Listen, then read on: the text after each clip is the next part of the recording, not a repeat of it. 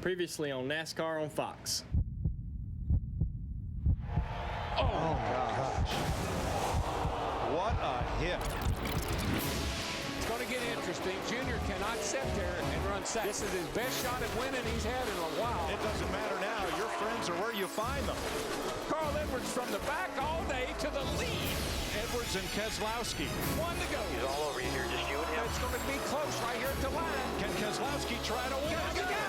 Is Edwards going? Oh, no! He turns it. No! Carl Edwards' car destroyed, and Junior's protege, Keselowski, the winner. Unbelievable. It was the wreck scene around the world, from Fox to YouTube to Bill O'Reilly to the evening news. Talladega days are behind us. It's time for Richmond nights. NASCAR on Fox welcomes you to Sprint Cup Racing from Richmond, Virginia. Thunder showers in the area. It rained a little bit earlier. Forecast in the 70s. The temperature's a little bit humid, but we should be able to go 400 laps, 300 miles around this three-quarter track. Our Hollywood Hotel, trackside at Richmond International Raceway. Darrell Waltrip, Jeff Hammond, Chris Myers, thanks for being with us. And if you're watching on Speed as well, we're glad to have you tuning in. We've had just about a week to digest that crazy, maybe one of the best finishes ever at a NASCAR event at Talladega. Your thoughts? Yeah, well, here's fans were polled. They said, do you think they should run a smaller restrictor plate? No. Do you think they should cut the banking of the track down? No. What do you think they should do? Nothing. Fans stood up the whole race. They were on their feet cheering and excited and jacked up, man, and that's what racing's supposed to be about. And it's unfortunate what happened. If that car hadn't got up in the fence, that thing weighed 3,500 pounds, man, and that fence did a great job, and everybody got out of it in pretty good shape. Hey, I'd say just leave it alone. No, I'm with you, Darrell. I mean, the thing is right now, we don't want any fans hurt, and the NASCAR will continue to make improvements at Talladega and other racetracks when they need to. But the key thing is right now, Chris, we saw a great race. We saw a very intense race, and we saw an amazing finish. And, I mean, to me, you know, it's not broke, guys. Let's don't go change a whole lot of stuff. Don't try to fix it. We need more races like that. Yeah. Man, those exciting races that get the fans all. I mean, we've been talking about this race all week. What other race have we talked about all week? No, I can't remember when. Well, 7 fans injured, none fatal, obviously. The serious injury, Brad Keselowski, who's not in this race, who won Talladega. We'll see him at Darlington next week. He said in a phone conversation, he talked to the woman who had her jaw wired, the surgery, and it was her first race, and he said he was concerned that she might not want to come back. She said, no, absolutely, I want to come back and see another race. I'm fine. Listen, Chris, I just saw in a golf game yesterday, a lady got hit with a golf ball. You go to a baseball game, you might get hit with a baseball. You go to a hockey game, you might get hit with a puck. I went to a basketball game one time, and the guy ended up in my lap. And so those are things that happen at sporting events. That girl you're talking about, yes, that was her first race, and her dad put her down on the front row because he wanted her to feel the excitement of a NASCAR race. Thanks, Dan. I'll be back. Fix it, hey, yeah. Real quick, tonight, any carryover? We're going to see it's a different track, different kind of race. Absolutely. We saw great intensity last week, I think, at Talladega. The same thing will happen here tonight. We'll see a lot of intensity. We may even see some temper, but we're going to see some great racing just like we did at Talladega. Carl Edwards never flipped a car before in his life. Brad Keselowski had never led a lap at a cup race before in his life. A yellow line, a block, a Talladega finish, and everything changed in a heartbeat. Carl Edwards from the back all day to the lead. Turns it. No. Maybe he thinks if he runs across the start-finish line, it'll count. And he did, yes, to a standing ovation from the crowd. Carl joining us now live from down on the track at that Aflac Ford, getting ready to roll tonight. Thanks for being with us, Carl. We're glad you and the fans are okay. As you get ready to get in the car tonight, is Talladega totally out of your mind, or just a little bit, some of that memory from last week? Air Force General Bob McMahon told me, he's standing right here, he said he's going to give me some wings if we kept that up. So everybody's getting a kick out of it at this point. You know, everybody's giving me trouble, but I'm glad to be here at Richmond. I had a fun time racing last night, and I'm ready to race this evening. Hey, Carl, Steve W., you got to help me, buddy. I mean, I don't think that you destroyed your race cars. Horrendous crash. Yeah. You hop out and take off running. What did it knock you conscious, unconscious? How did you know you wasn't even hurt? Well, I kind of felt around. I felt pretty good, and everybody thought it was, you know, got a big kick out of me running across the line. But my brother told me when he saw me, he says, I know you, and I know you thought it might have counted, so that's why you were doing it. And he's right. I thought, I'm that close, I got to go do it, and I'm glad I was able to. Carl, a little bit better outfit than the one I had on in Texas, so you don't have to make fun of me. But at the same time, you're back on the 19th row here at Richmond. Yeah. You got your work cut out for you, partner. I mean, you know, what can we expect here from you? Oh, it was a terrible, terrible qualifying effort. And I mean, if you watch the replay, I was mad coming off turn 2. I knew I'd screwed it all up. So hopefully we can get this whole race in, because we're going to need all 400 laps. And Bob's been working on this Aflac Fusion. He called me. We had about a 10-minute conversation about all the changes he made. So he's made lots of changes, and I hope they work out. And before we let you go, what's the best thing that came out of last week's race for you that you'll carry forward? I'd say the best thing that came out of it was an appreciation for the danger, out there on the racetrack. We raced so hard at those places, and kind of I take it for granted that we're not going to get hurt or nobody's going to get hurt. So that's good. And second, an understanding of NASCAR and how it works. My meeting with them was a real good one, and I'm proud to be a part of the sport and proud to go forward. Well, thank you. And you handled all that with great professionalism. Have fun tonight, Carl. Good luck. All right. Thanks, guys. Have fun. You got it. Carl has never had a top 5 finish here in Richmond, but ready to roll. We welcome those of you who watch the Tigers and Indians game, Major League Baseball on Fox. We're just getting cranked up on our pre-race show for the Richmond race. A little rain earlier, but we have a lot more to go. Here's what's around the turn. Hometown hero Denny Hamlin and his friends are doing some good. Big-time drivers did some short track racing for a good cause. And he tangled with Junior last time we were here. What will Richmond have in store for birthday boy Kurt Busch? Digger is digging Richmond. Kyle Busch is digging Richmond.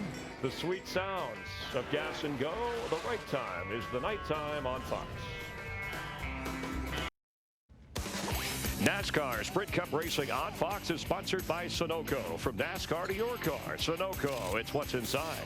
By Claritin Allergy Products. Live Claritin Clear. And by McDonald's. Ooh, Kyle Busch. Only 19. He's only 20. 21-year-old Kyle Busch. 22. 23 years old. He gets carded at McDonald's. This is where we'll see the maturity of Kyle. This kid wants to win. I would put money on him every week. Wild Thing wins. Kyle Busch is the future of our sport. Kyle Busch celebrating his 24th birthday today. 24 is a great show. Monday nights on Fox, but 24 could be a great number for Kyle tonight. Here's Chris Devoda. Hard to believe he is only 24. He has twice as many wins in NASCAR, but Kyle, as far as Cup wins at this track, they haven't been here. Why, and would that be the biggest birthday present ever? It probably would be, but not sure why exactly. We've had some good runs here in the past, just never been able to have quite enough to win here, but been close a few times, so we'll see if tonight's a night. I know you said you've gotten more cake than you could ever eat, but this is from NASCAR on Fox, and it was lit, but if you could blow that out, I imagine that would be your wish, would be the win here tonight? Can't tell you. You can't tell your wishes. And you notice it has sprinkles. I do notice it has sprinkles. That's nice. Very pretty. All right, Kyle Busch, we gave him the cupcake. I don't know if he'll take a bite out of that, but 24 years old, what were you three doing when you were 24? Wow. Can you remember? We'll start. I was realizing that broadcasting, I needed to get a real job because it's not hard work broadcasting. I was busy trying to explain to Bill France what was wrong with NASCAR. That went really well. And at 24, I was still trying to keep him out of trouble. That's right. Yeah, but here's the thing about Kyle. People want him to win like Petty. They want him to drive like Earnhardt, and they want him to act like Mark Martin. That's not going to happen. It just ain't going to happen with and this he's kid. controversial. He's controversial like you, though. Like Darrell Waltrip. Huh? Enjoy him. This is an extraordinary talent. Enjoy it. Well, you didn't, and Dale Earnhardt, right, didn't get your first win before you were 25. He already has 14 wins and Cup alone. Well, and he won on Thursday night over here at a late model race. Listen. He won last night in the nationwide race. I think he's going to race tomorrow in Nashville, Tennessee, if I remember I think right. they've already canceled that race because of bad weather, believe it or not. Weather, So he doesn't get a chance to win 4 in a row. The kid would race every day, and why not if you're going to win all the time? He's good. He's very good. I mean, he's just so talented. I mean, the only drawback to him, again, is whether or not he's people friendly. But I think the big thing is he don't really care.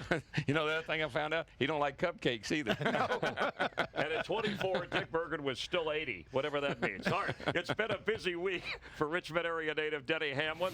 He opened up 2 local car washes and through his foundation had a charity race to support children with medical needs. The race took place at the nearby Southside Speedway. Some of Denny's friends were along for the ride.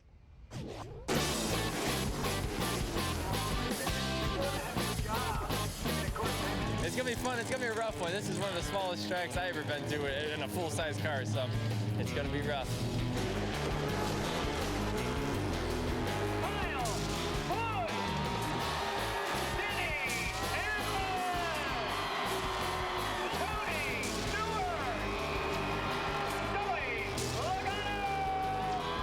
This this is the stuff that's fun for us because there's no points involved. It's pretty cool to come back here with him and raise a lot of money for the Denny Hamlin Foundation.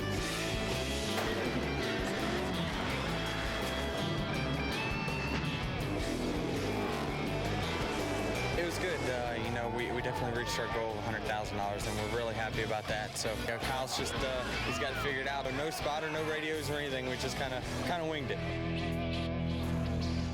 You know, one thing I love about my driver buddies, I love the way they use their popularity, their influence, and how they go into the community and they do things like what Denny just did on Thursday night to raise the money for needy causes, whether it's Victory Junction Game Camp, Motor Racing Outreach, or whatever it is.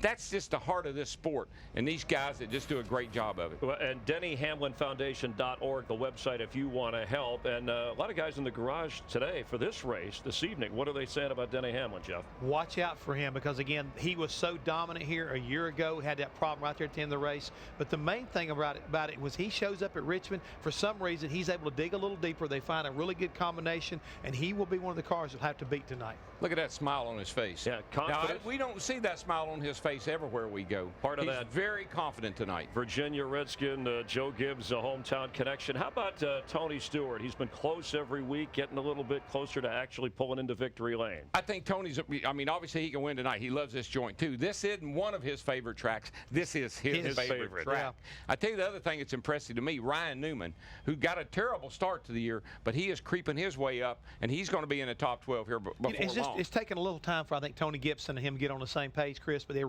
starting to make huge gains right now. But one of the guys I think you need to watch for tonight, the one car, Martin Truex Jr. also. All right, let's check out our Fox NASCAR News Watch. And Jeff Gordon had an MRI this week on his ailing back. Now, the doctors found arthritis, possible trauma from past racing accidents, but Jeff says at this point he doesn't think the problem is serious. Also this week, Jamie McMurray visited local war veterans here at Richmond at the Hunter Holmes McGuire Medical Center with Russ Friedman, the namesake for the race, a veteran himself who was honored with 2 Purple Hearts. This week, Greg Biffle completing a downhill soapbox derby in Akron, Ohio against 15-year-old Tyler Schaaf. Schaaf beat the Biff. It was close. Tyler was the 2007 soapbox derby stock division winner. Time now for Gas and Go. You have a question? We got his number today, don't we? Huh? All right, no Daryl, you're on the clock. What does a surprise win do for a guy like Brad Keselowski? Well, it's good. It's a big paycheck. First of all, he won a lot of money, and second of all, it's probably secured his future. He'll probably end up with a good ride over at Hendrick Motorsports. All it takes is one win, and you're on your way. Full-time in the Nationwide Series. All right, Jeff, how does Chrysler filing for bankruptcy actually affect the Dodge teams? Well, fortunately, Chris, right now it doesn't affect the teams at all during 2009. And talking to several of the owners and different people that are associated with Dodge, they really believe that even in this restructure, that they will be back in 2010. Kurt Busch, Penske Dodge, the points leader currently. Daryl, for you, Richard Childress Racing. They've yet to win a race this season. So who of that group first into victory lane? We've got the native Virginian, Jeff Burton, running tonight. That's who I'd watch tonight. The 31 car, he qualified well. When Jeff Burton starts up front, he finishes way up front, and he's got a good starting spot tonight. I think those other 3 teams are still a little bit out of disarray. Better watch out for that Clint Boyer operation and the changes that they made over yonder with Kevin Harvick for swapping these teams. He may be tough tonight, too. Changes over yonder. Is that your question? Translation. I just wanted to help you out because I think it was just, you need a little help. They switched crew chiefs and crews. All right, Jeff, this week's Ask.com Gas and Go viewer submitted question from Selena Tucker. And Selena, thanks. She asked, what does driver probation mean in NASCAR? Notice how he got that one. All right. Don't do that anymore. That's it? You're on probation. Now stop it. Took my question. He hit me. So what does it mean? It means absolutely nothing, folks. It means it's just discretion of NASCAR. Don't get in trouble no more so we don't have to do anything worse to you, like maybe knock you out. All right. Anything else. So you're in trouble if you move any further. Daryl, had a rough season last year, but Kurt Busch in points, a turnaround that's been amazing. I know it's early, but he's the leader. What's the biggest difference in his turnaround? I believe it's under the hood. I mean, we know Kurt can drive, and we know he's got Penske's got all the resources. I've been really on Roger for the last couple of years. Why aren't you performing better? I believe Roger really took that to heart over the winter, got good people this year, new people, and that engine is putting out some smoke. Captain's here tonight, buddy, and he is proud as a peacock to be leading the points. Yes, so Just don't call him dude. That's right. Roger Penske and I are close, the old corporal. No, It's Captain, Oh, and that's we don't right. mean Captain Daniil either. Oh, yes. All right. All right. If you have a question, we can. Jeff and Daryl, you want to ask them, and we'll answer it on the pre-race show. You can go to askdw@s.com. The question will be selected, and we'll use it at Darlington next Saturday. Oh, Daryl, you got to head upstairs. And Jimbo, thank him. We had a great barbecue outside. You're That was lucky. good stuff. Have fun. You're going to leave me. You get to go upstairs. All right. Hey, but we'll still be listening. I'm out of here. We'll be watching the race. Thanks, Daryl. And hopefully the weather will be okay as the drivers get ready to go. We talked about fifth of the Soapbox Derby, Juan Pablo Montoya, as we're counting you down to the start of those famous words you like to hear. We're glad you're with us. A little Saturday night racing from Richmond International Raceway. It's NASCAR on Fox.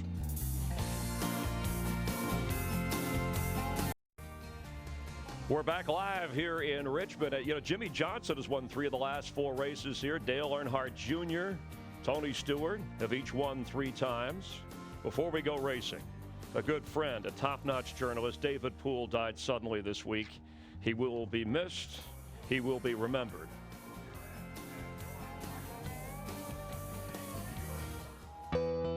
David Poole, for 13 years the NASCAR beat writer for the Charlotte Observer, passed away Tuesday of a sudden heart attack.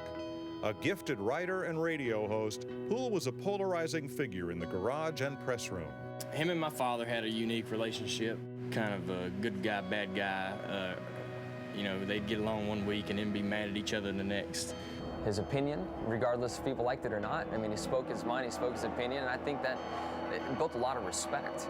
Anytime that he wrote, you knew that it was the gospel. Very opinionated, very direct with his words, but he was very fair. I mean, he never pulled any punches, and he was brutally honest. He was one of the good ones, He was one of the best ones in the business.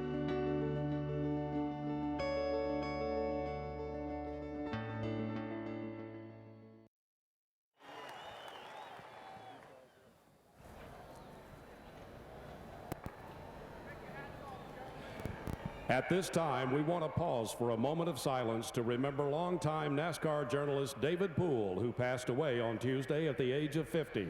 He was a dedicated journalist for the Charlotte Observer and Sirius Satellite Radio.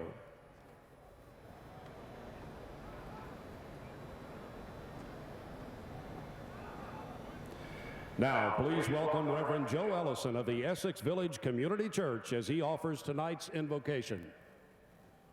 Let us pray. Eternal Father, we thank you tonight for this country we love, America. We thank you for NASCAR. We thank you, Lord, that you protect each and every driver tonight. Bless their families while they're here. Thank you for the staff here at Richmond International Raceway. And Lord, let us remember all their fine men and women who serve in the military across the country and across this world. In the name of the Father, and the Son, and in the Holy Ghost, amen. And now, will you please welcome the Commandant's Own Marine Drum and Bugle Corps as they perform our national anthem.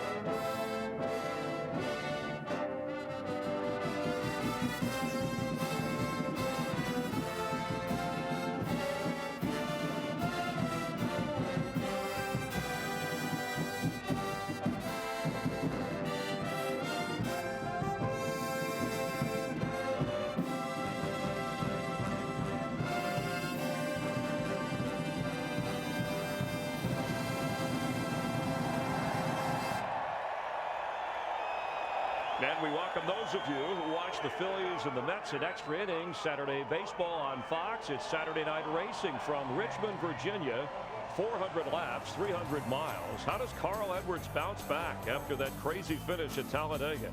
Last week's winner, Brad Keselowski, is not here, but plenty of drivers are that want to win it. NASCAR Sprint Cup Racing on Fox is sponsored by Sprint. NASCAR Sprint Cup Mobile. It'll change the way you experience the race.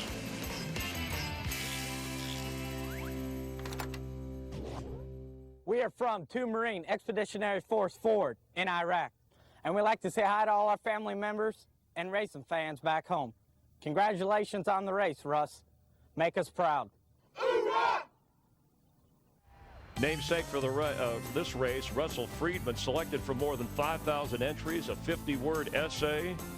Russ receiving 2 Purple Hearts, serving in Iraq. His essay spotlighted and highlighted not just himself or his crew, but all the servicemen and servicewomen that make a great sacrifice for us to enjoy the freedom in our country. Let's check with Jeff Hamlin for our Verizon checklist as we get ready to roll here. Yeah, Chris, you think about coming to Richmond, and one thing you always got to understand, you've got to be able to check those race brakes. I mean, you got to make sure you stay on top of them here, because a lot like Martinsville, they can get you into trouble. You also need to check your tempers. That's right. This is one of those places that's real easy to lose it, because people are going to be beating, banging, sliding around, and yeah, you might get a little bit excited. So you better check those tempers. But last but not least, because of the conditions around Richmond right now, you better keep a check on that weather, because as we get close to halfway, this place is going to wind up being official. So when it goes official at lap 201, you better be up close to the front. It's a 3/4 mile track. Let's go back to the brakes. Are there some drivers that handle that better? In other words, they're better brake drivers than some of the others on this type of track. My first guy's got to be the guy we've been talking about, Denny Hamlin.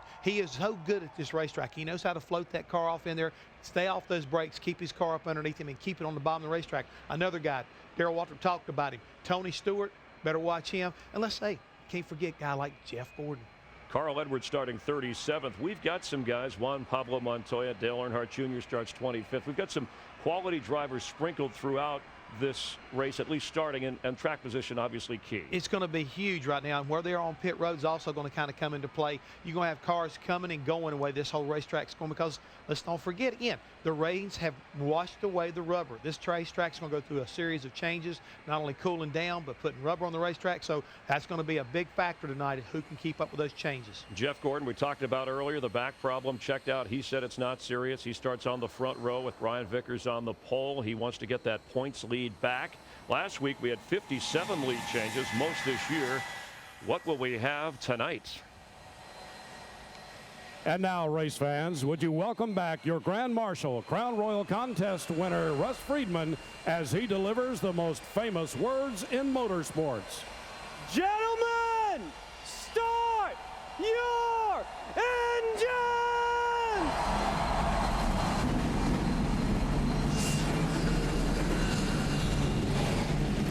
Well, birthday boy Kyle Busch and Dale Earnhardt Jr. tangle once again. Will Carl Edwards walk or drive across the finish line? After a twisting, turning finish at Talladega last week, we are ready to rumble in Richmond. Welcome back to Richmond International Raceway, where the NASCAR Sprint Cup Series goes 400 laps tonight. 3 big showers during the day have changed the condition of this racetrack. You can hear the jet dryers just finishing things up as we're about to go racing here in Richmond. Hi everybody, Mike Joy, Larry McReynolds, Darrell Waltrip with you to call tonight's action. And Darrell, who's got a shot to run off in the early going? Remember last year, Denny Hamlin led 381 of the first 382 laps here. That's the guy I'm going to keep my eye on, is Denny Hamlin. But I tell you, there's some other guys up there, too. I think Jeff Burton's car looked really good in practice. And Mark Martin always runs well here. So there's a number of characters. But I tell you what I'm going to be doing. I'm going to be worrying about the conditions. I'm going to be worrying about the conditions of the track, the conditions of the weather, and every now and then I'm going to worry about my own condition, because sometimes it's not good. We worry about that. Larry, the slogan of this place is racing perfection, and there are many people in the sport that feel that this blend of short track action and kind of super speedway layout is racing perfection. Well, absolutely, Mike. We only have 3 short tracks left on our schedule, and this is like the perfect little racetrack. It's big enough that it contains 43 race cars, but small enough we still call it a short track. But it's fast. You enter the corner at over 150 miles per hour, and the banking is absolutely the perfect banking. It's not flat, but it's not high bank, about 14 degrees. That's the reason these guys can run side by side. But I know we always think about tempers in Bristol, but it just seems like this place, maybe it's because it's the last short track race before we go to Bristol in August, it seems like this brings out the best of everybody as far as tempers and emotions. Is that the best or the worst? Maybe the worst. Or maybe both. Yeah. Depends on how you look at it. Keep a close eye on turn 2. That is often Calamity Corner here. Let's have a look at the starting lineup for tonight's 400-lap race. Brian Vickers, his second pole at Richmond. He is the track record holder. Jeff Gordon on the front row. There's Hamlin, the hometown hero, with Martin Truex, Jeff Burton, and Mike Bliss driving for the team that won last week. Ageless Mark Martin, rookie, along with the rookie speed there. And a look back through the rest of this field as they roll out onto the 3/4 mile here at Richmond. Let's see if we can get a hold of our pole setter here. Brian Vickers, it's a DW. You got a copy, buddy? Yes, sir. Brian, I know you just got on the racetrack, but just from what little you've been out, how's it looking to us? Still got a couple wet spots, mainly up around the wall. All in all, I think it looks pretty good. It's going to have a lot of grip when we go green. Yeah, 10-4, I do believe you're right. Hey, buddy, we know you got a fast car. Can you keep it up there all night tonight and get you another win? I sure hope so. Real proud of the Red Bull guys. They did an amazing job with the car in qualifying. And, with these new cars, there's usually not a whole lot of difference between qualifying and race trim. So hopefully that's a good sign for the rest of the evening. All right, buddy, you need to lead some laps tonight. You've only led 5 this year. This is a good chance to get you a bunch of them in the record books. So good luck to you, and we'll be calling. Maybe we'll call you a little bit later. What do you think? Yes, sir. We'll do our best. Appreciate it. Thanks. Leading laps hasn't been a real big priority here. But make it a great race day tonight with the perfect balance of flavor and refreshment with Budweiser, the great American lager. I mentioned leading laps because last year's winner Clint Boyer led only 13 laps. Denny Hamlin had dominated the race up to that point. Let's take a look at FedEx understanding the race. This is the trends or the patterns over the last 8 spring races here at Richmond. It's been NASCAR on Fox. The first caution, average lap 28. In fact, 4 times in those 8 races, we've had one before lap 10. The longest green flag run, roughly around 95 laps, and that's right there at a fuel window that's 95 to 105 laps. And the last caution, roughly about 18 laps to go. 5 times in the last 8 races, we've had one in the last 10 laps. You know what I like about this track and the short tracks in general? You can feel the speed here. You're just, the cars you're so close to them, and the colors and the noise and the whole thing is just really exhilarating when you're on a track like this. Well, it's nice and close packed and noisy on pit road here at the short track. Let's talk to our reporters, beginning with Dick Berggren. Well, Richmond is one of Dale Earnhardt Jr.'s very best racetracks, Mike. 3 wins in the Nationwide Series, 3 sprint car wins here as well. He has a brand new race car tonight. Dinged it up a little bit in practice, but the crew has got it all back together again. To win, he has to pass a lot of cars. Junior starts 25th. Chris Devoda. Well, it's no secret that the 99 has had some problems on pit road. They made some changes following Texas. Another change tonight, but this is a return to what was. Front tire carrier Jeremy Dyer is back for the first time this season. He suffered a knee injury before the season started. He is back, and he is ready. Steve? Krista, Jimmy Johnson has won 3 of the last 4 races here at Richmond, but his success here has come through hard work. He didn't like this track that much when he first started racing here. In his 3 wins, he started 4th or better. More hard work tonight, Matt Yoakum. Jimmy Johnson starts 15th. If you were here last night for the Nationwide Series race, sitting up in the Commonwealth Grandstand just on the other side of start-finish, and you said to your buddy, hey, that guy looks just like Denny Hamlin. It was. Denny Hamlin took the night, had an old school night, hung out with his old friends from nearby Chesterfield, Virginia, up in the stands like they used to do before he was a big Sprint Cup Series driver. Now he's just dreaming about winning a race here at Richmond International Raceway. He's finished second and third, pulling all the crew chiefs in the garage. They point to the 11 car as the guy they'll have to beat tonight here on the 3/4 mile. This is one of NASCAR's oldest race sites. Originally the Atlantic Rural Exposition Grounds, the half-mile dirt track, played host to NASCAR's top division for 24 races. The track was paved. Track promoter Paul Sawyer paved the speedway, and they ran 40 races on the paved half mile. It was enlarged in 1988 to its current 3/4 mile configuration.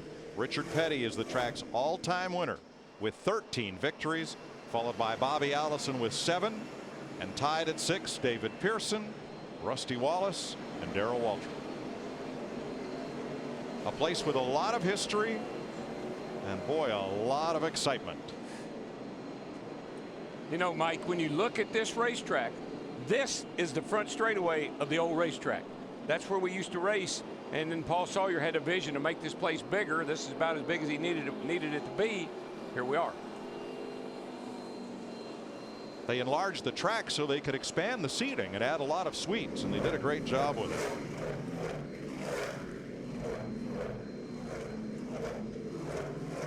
Let's have a look at our Pepsi throwback Talladega flashback.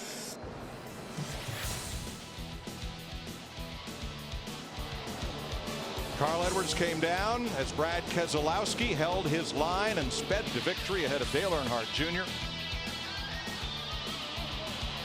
and Ryan Newman. The fence held. It contained Edwards' race car. Minor injuries to 8 fans. Edwards, Ricky Bobby style, hopped out and ran across the line. Wasn't a great day for the Pepsi Challenger. However, this Talladega flashback brought to you by Pepsi Throwback. Give your taste buds a blast from the past. Available now for a limited time only. And you know, Mike, that car would have never gotten up in the fence. Carl's wouldn't, if the 39 hadn't have run underneath of it and lifted it up the way it did. That car was going to back in the front straightaway wall and probably shot back down the racetrack, but it was not going to go up in the fence until it got hit. I think we had so much focus on Carl Edwards' car, the lick that Ryan Newman in that 39 car took. And you know what? He finished third, and one reason he finished third is that lick was so hard, the throttle was hung. He didn't get that car woed down and stopped until he got to turn 1 and 2. Now, Brad Keselowski is not racing here this evening. James Finch's racing team is, however. Instead of a Chevrolet, they have a Dodge for the short tracks, and Mike Bliss, who led a good part of last night's race for this same race team, is aboard. And he qualified 6th. I mean, that's a great qualifying run for this team. They haven't been qualifying that well. So does that momentum mean anything? You dadgum right it does. I tell you what, they had a car to beat last night in the Nationwide Series race with Mike Bliss driving it to one car and broke the track bar in the back of the car. Sterling Marlin will be in the 09 car next week, and in 2 weeks under the lights Saturday night on speed at Lowe's Motor Speedway, Brad Keselowski, who qualified for the All-Star race by winning at Talladega, will be back driving the 09 car. Now they are drying the outer groove. That's why the cars are going around single file. These laps are not counting. And as soon as things are dry, we'll turn them loose under green. I hear a duck. There he is. Here's tonight's Aflac trivia question. When was the last time we had back-to-back first-time winners in the Sprint Cup Series? Here's a hint. It happened on Fox. And it wasn't that long ago. How about 2 years ago? If I said Charlotte and Dover, would that help you? Are you asking me and Larry? Or no, I'm asking the folks at home. We talk about Casey Mears and Martin Truex Jr. Got it. Oh, I didn't know whether we were supposed to answer. We don't answer the ask.com questions. Oh, that's right. Okay. Actually, it's happened several times. In 2000 and 2001, Jerry Nadeau won the last 2000 race at Atlanta. Michael Waltrip won Daytona. And in 1999, Tony Stewart won here, and Joe Nemechek won the last week at New Hampshire. But the most recent time it happened was right here on Fox in 2007. And there they are. You know, we're sitting here looking at this shot as these cars come down the end of turn one. Look at the safer barrier out there. I think it's really fascinating, the ingenuity and what a great safety device that has been. That has really, really helped the impact of these cars into the wall. Yeah, we were talking the other day on our program on speed about the old turn 2 at Richmond and just the double strand of guardrail. And one afternoon when Neil Bonnet was your teammate at Junior Johnson, and he just augured in between the two strands of guardrail and stuck his car there. Yeah, the only way I knew it was Neil when we came around was that the TV panel on the back had Budweiser on. That's the only way I knew it was him. Neil was okay. He was okay. But there have been some hard hits here, that's for sure. You know, this is our third short track race of 2009. In the Roush Fenway, the woes at the short track seems like it has continued here. When you look at qualifying, look at the highest qualifying Roush Fenway car. Only one in the top 20, Greg Biffle at 20th. Roush Fenway, they struggled at Martinsville, they struggled at Bristol, and it looks like right now, at least as far as qualifying, they're struggling here. But you heard Carl Edwards say in the pre-race, a lot of changes to that 99 car, a lot of unknowns when they take the green flag. And they didn't qualify all that great at Phoenix, like you said, Larry, but look at their finishes. They got their cars right in the race, and I bet they're right tonight before it's over with. David Reagan, 22nd. Jamie McMurray was the fastest Ford in practice. He will start 27th. And the 8's cars their Fords didn't fare very well in qualifying either. So we'll see if things turn around for the race. NASCAR has the option of starting this race under a green-yellow condition, and that means that we are still running behind the pace car, but the laps will begin to count on the scoreboard. This is done for a variety of reasons, and one of them is so that these cars don't burn up all their fuel drying the track without it counting. So the indication's being given to the field that we're going to go green-yellow here. You saw in our race analysis that the fuel window here for Sunoco race fuel is about 95 to 105 laps. A good rule of thumb here under caution is maybe 3 to 1, 3 cautions to 1 green flag lap. And when this happens, the first thing I think about is 1979. Because this is the way we started the Daytona 500 in 1979. We ran about, I don't know, 50 miles with the green and the yellow out before we finally got to racing. And of course, we all know what happened after that. Got a little rowdy down in turn 3 on the last lap. Sure it did. The Allison brothers and Cale Yarborough. Well, actually, it was just Donnie Allison and Cale Yarborough for the win. And you heard in pre-race that Kyle Busch is trying to do something tonight that only Cale Yarborough has done, and that is win a Sprint Cup race on his birthday. Cale did it not once but twice. So the green and yellow flags are in the air, and laps will begin to count. The pace picks up, and we should have a dry track shortly. The jet dryers are still working a couple of areas of pit road, and the bottom groove and apron coming past the start-finish line. And just because I figure Cale is listening or watching, that would mean you only tie Cale. You do not break his record. Well, and actually, Darrell, you don't, because if you win once on your birthday, you still haven't tied his record. You got to do it twice. He did it at Atlanta and North Wilkesboro in different years. So, Cale, I'm watching out for you, buddy. Not like it was back in the 80s. I'm watching out for you now. You bet. Hey, attention all you Digger fans, you can now get Digger on your computer and get free Digger videos, wallpaper, games, and more. Visit digger.ask.com. Now, since this race has officially started, Darrell pointed out to Brian Vickers how many laps he's led so far. Well, this will add to his total. He now will have 5 bonus points for leading a lap. Last year, though, you know, we mentioned Denny Hamlin leading 381 of the first 382, not winning the race. In the fall, similar situation. David Rudiman led the most laps in the fall. He led 104. Jimmy Johnson won the race. He just led 32 laps. And I think a lot of that spins back to the FedEx trends of the race, understanding the race. We normally always have that late race caution that just changes the complexity of the race, I think. They had one last night in the nationwide race. Oh, yeah. Kyle Busch was able to hang on and beat Carl Edwards. Well, once you have a caution, you know, with 25 or 30 to go, you can bet you there's going to be a couple more. Because you get all the lap cars and everybody restarting and trying to get laps back and trying to get the lucky dog and all that stuff, and gets pretty hectic.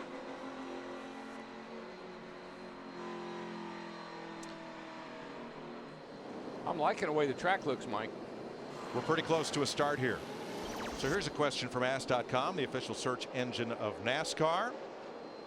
While you're at Ask.com, enter the Ask.com NASCAR Challenge for a chance to win daily prizes and a trip to Talladega from NASCAR's official search engine.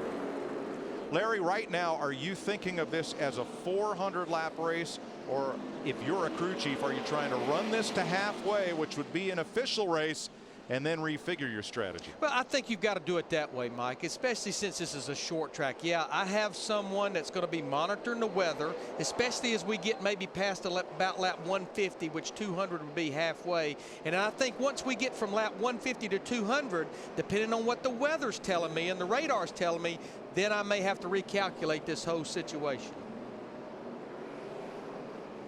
It's not like that back in the old days. We didn't have lights. So if it rained, they usually just called the race off and you went home. All right. 2 to go is the indication. We have completed 4 official laps, and Brian Vickers will get credit for leading those. And in 2 laps, we should send them under green. Bristol, Martinsville, Richmond. Those are the 3 short tracks that remain on the Sprint Cup Series today, along with 2 road courses and a lot of super speedway ovals. But these short tracks are so special. I like what Michael does on his dash right there, Larry, and I think it's something that a lot of drivers ought to pay attention to.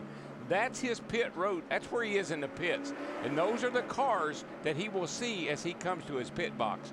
And that tells him where his pit box is.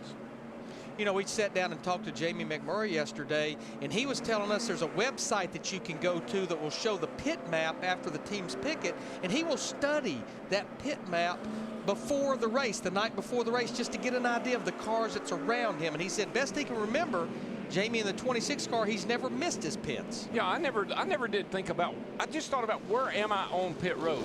Am I near the start finish? I always found something to get my reference off of rather than looking for a particular box. But today, with this pit road speed limit, and especially coming down pit road under caution, you need to know if the fellow who's ahead of you is going to turn in before you or after you, and what to expect when you get near your pit box. Yeah, I can understand maybe getting squeezed, or maybe, you know, getting in trouble, getting in somebody's way, or somebody getting in your way. But just thinking about Dale Jr., be honest with you. How you can just drive by your pit, that just seems almost impossible. Here's the best side of the evening.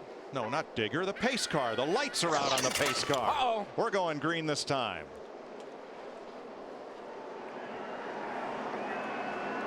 Well, DW, it's Saturday night, and Saturday night's all right for fighting. Reach up there and pull those belts tight one more time. And the green's in there. That's the green's out here, and then the hole. Boy, all right, here we go. Boogity, boogity, boogity. And Lord, please don't let it rain anymore.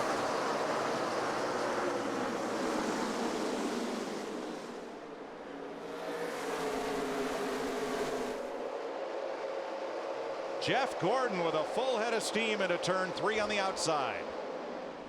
Well, I tell you, the car that drove it down into turn 3 was that one car of Martin Truex Jr. I have no idea who led that first lap. It was that close. Scoring says Gordon. Boy, I tell you, this is tough. You have to be so careful right here. Dirty track. Well, track's been you know, wet.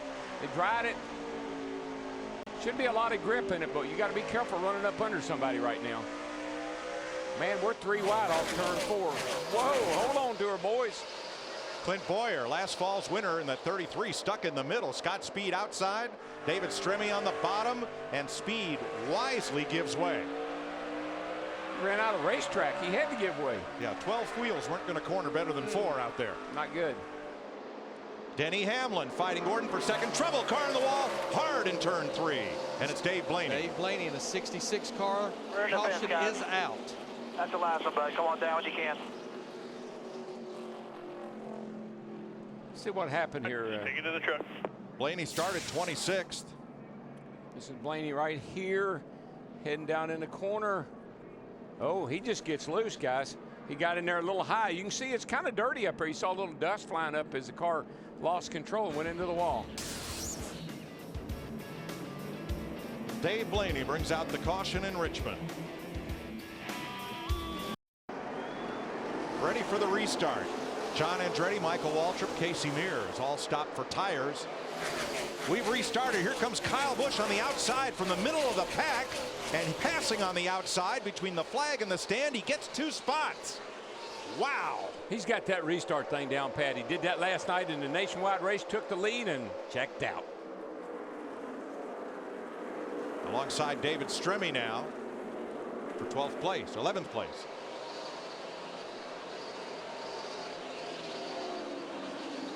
See right there what I was talking about, entering turn 1 at almost 150 miles per hour into that 14 degrees of banking. Boy, Kyle likes that outside.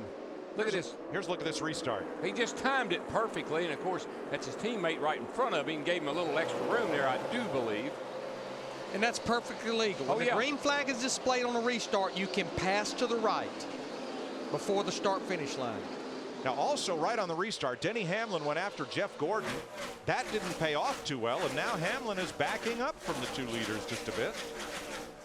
He's about to fall into the clutches of Mark Martin and Martin Truex.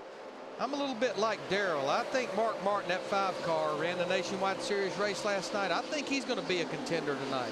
Oh, yeah. Brian Vickers out in front after 16 laps. NASCAR Sprint Cup Racing is sponsored by Ask.com. Where do NASCAR fans get answers? Ask.com, the official search engine of NASCAR. By Sprint, NASCAR Sprint Cup Mobile. It'll change the way you experience the race.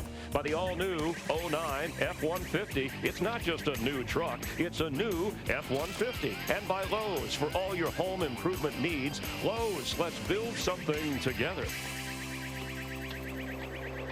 Kyle Busch, birthday boy, flying up through the field. He's passed Mike Bliss, past Ryan Newman, Clint Boyer, and now he's working on the top 6. But that's it. But see, look at the difference of him and everybody else. What's the rest of them doing?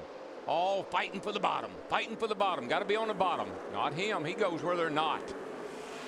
He's definitely making that second groove work. And it will right now. I mean, the track's pretty clean other than way up high. So there's not all that dirty debris and stuff on the track yet. And what are they saying down there in the pit, Steve?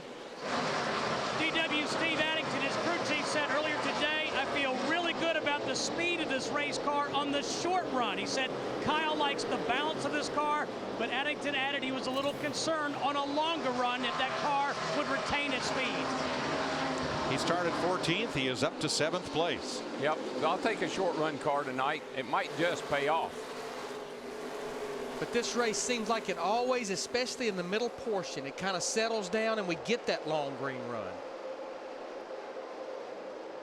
There are the 2 leaders, Vickers and Gordon. You see the gap they have put on Denny Hamlin as we cross through 20 laps.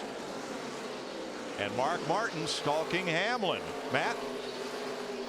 Mark Martin just told Alan Gustin he's going to try to take it easy as he can on the right rear so that he doesn't burn it up. But under the caution, he said the car was really good so far. And DW and Larry Mack touched on it.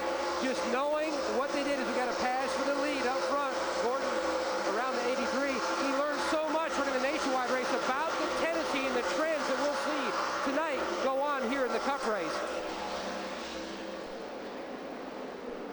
That's definitely one positive in running that Nationwide Series race because they run the same tire package that the Sprint Cup Series cars are running tonight. David Rudiman dropping back just a bit. Remember, he led 140 laps here last fall in the 00. Ryan Newman on the inside. Yeah, he did. David led 100 and some laps here last year, but his crew chief is the crew chief from last year is the crew chief on the 83 car this year, Ryan Pemberton, and that's why I think Ryan is running why Brian's running as good as he is. Tell you, a car on the move is that car right beside David Rudiman, Clint Boyer in the 33 car. Talked about him earlier. Won this race last year driving the 07 car, driving with this new team, sitting 8th in the points. He's had a couple of bobbles here lately, but pretty solid for a brand new race team.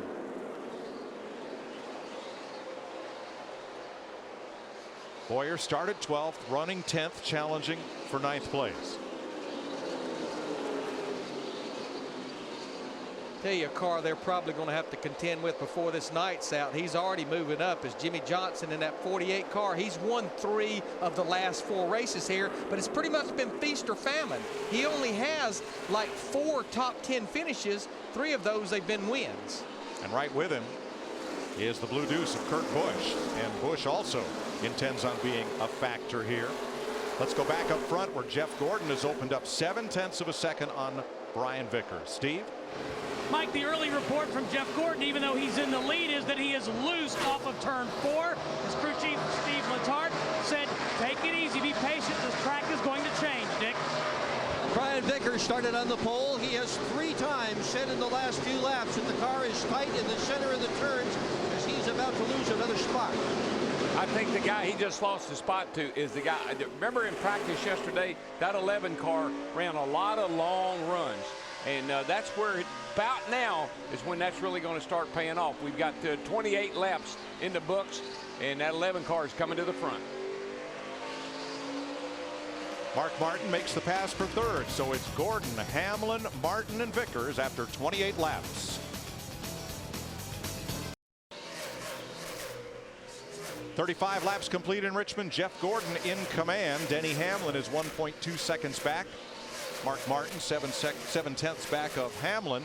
Carl Edwards and Matt Kenseth. There's 2 of those Fords, Larry, working their way to the front. They've each gained 10 positions.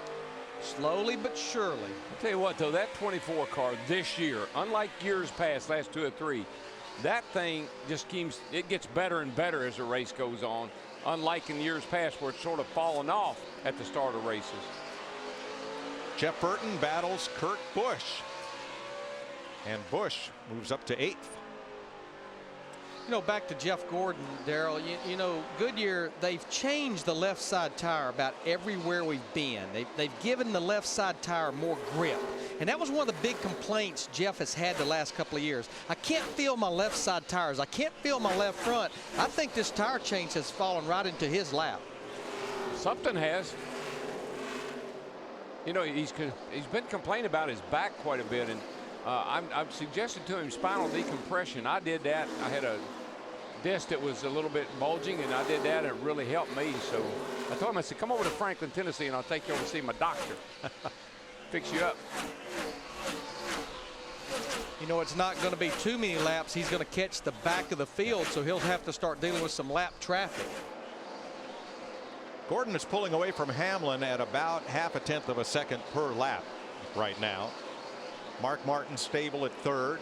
Brian Vickers, the pole sitter, 4th. Martin Truex 5th. Kyle Busch has come from 14th up to 6th. 4.2 seconds off the lead and closing on Truex right now. Here they come off the corner with Busch to the inside, and Truex, one of those drivers that's worked the lane way up high on the racetrack. I'm just convinced, Larry, I know talking to former teammates of Kyle Busch's, one of the things they are fascinated by when they look at his lap tracker and how he gets around a racetrack when they have the data in the car, he uses no brakes. Yeah. And it's so obvious if you stand up here and watch him enter a corner, he enters a corner much faster than anyone else. Of course, there are other guys out there will agree that he hardly ever uses any brakes, but Kyle Busch on the bottom, Martin Truex up top. Jeff Gordon is your leader. We want to welcome you, those of you who've been watching Major League Baseball and the Atlanta Braves here on Fox. We started this race under caution. Brian Vickers, the pole sitter, led the first 6 laps. Jeff Gordon led 1. Vickers back out front for 15, and now Gordon has led the last 21 laps. 1 caution. The 66 of Dave Blaney spinning up into the fence between turns 3 and 4. Now, I've been watching this battle here. Kevin Harvick in the 29. He's been working up the racetrack as you see it right here. It's like his car, it's starting to go away here at lap 44, and he's about to lose a position to the 48 car of Jimmy Johnson. But just remember, a major change at Richard Childress Racing coming into this race. Richard just felt like the performance of Kevin Harvick, the 29, Casey Mears, the 07, was not where it should be. He basically swapped the entire race teams. The only thing that stayed in place was the drivers, the spotter, and the sponsor. Everybody, crew chief, engineers, guys in the shop and at the racetrack were swapped between the 2 teams. If you're going to do something like that, now's the time to do it. Still got a lot of racing to go this year. How about Kurt Busch? His Roger Penske's Dodge has come from 17th to 6th. Pretty impressive. Very. Meanwhile, his younger brother Kyle is one spot further up the board from 14th position. We'd like to thank our friends at Speed TV for helping us with NASCAR coverage from Richmond during our long-running baseball game on Fox. Viewers on Speed can now stay tuned for the Toyota Pro Celebrity Race from Long Beach. We'll be right back with NASCAR on Fox. NASCAR Sprint Cup Racing on Fox is sponsored by Budweiser. Reach for the perfect balance of flavor and refreshment. Budweiser, the great American lager. Jeff Gordon continues to lead at 54 laps, half a second over Denny Hamlin. You're watching Casey Kane there, and side by side, Kurt Busch going after Brian Vickers for 4th. That old Blue Deuce, she is picking them up and laying them down. Yeah, he is. P4 right there, man. You're wearing them out. Keep it up. And here's Scott Riggs coming pit side in the Tommy Baldwin Toyota. And behind the wall, Jeff Gordon lapping Jeremy Mayfield. Right now 35 cars on the lead lap. Steve.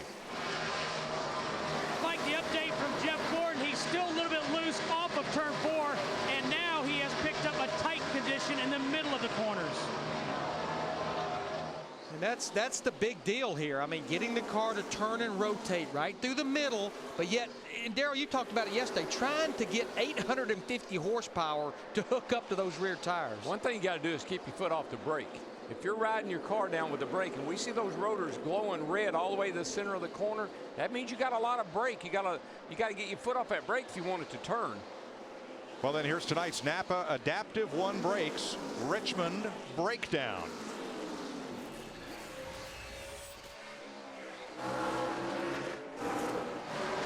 Into it kind of light getting into turn 1 because you overstep it, then your car just gets loose in. And then the whole goal is to get the car slowed down early enough that you can get off the brake and let it roll through the center.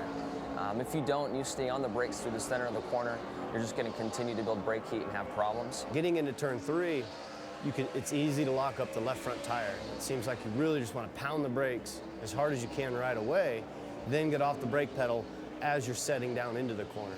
So again, it pays to get off the brake pedal soon, but it's always tough at Richmond because you're trying to dive in those corners deep and gain that speed. Richmond Breakdown brought to you by Napa Adaptive One brake pads. Check out adaptive1.com for big savings during the month of May. Well, the more brake that you use, it heats that right front tire up, heats both front tires up, and that just makes the air pressure go up, and that will in turn will make the car where it doesn't want to turn because you've gained spring rate in the front of the car. And the brakes on these cars are so massive. I mean, these brakes are huge. When we came back from break, Jeff Gordon was about 6-7 tenths up on Denny Hamlin. He has doubled that gap on the second place car now. Jeff is really getting through traffic nicely. I'm noticing that it's the thing about a driver like Jeff Gordon. When you look in your mirror and you see Jeff Gordon behind you, you give him some room because you know he's fast.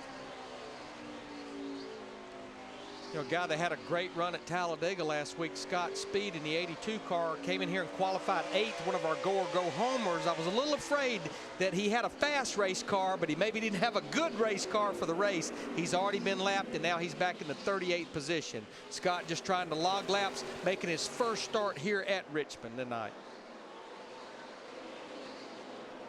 Another driver who is not off pace, but certainly off where he started, is Casey Kane, who started 18th and just dropped from 32nd to 34th. Yeah, and he had a little trouble here on the front straightaway. I don't know if he made contact with the wall or not. It looked like he did. He was racing, I think, with Sam Hornish, I believe. There's Sam down on the inside. Let's see if they get together up here on the straightaway. Yeah, see. They made contact. I don't know if he hit the wall or not, but I know it. Ever since then, he's been going backwards. Well, I know 2 things he's been complaining about. We got a report from the pits. His car will not turn, and is also his brake pedal. He's got a vibration in his brake when he gets on the brake pedal. Bobby Labonte coming up to the back bumper of Kane, and right behind Labonte, the leader, Jeff Gordon. Well, they're going to have to pull something out of the hat here to stay ahead of Jeff Gordon, because he is just past him when he catches them. You know, Casey Kane was in the top 12 in the points going into Talladega, got caught up in that wreck, knocked out of the top 12, and right now he's on the verge of going a lap down, because you see the leader just bearing down on him.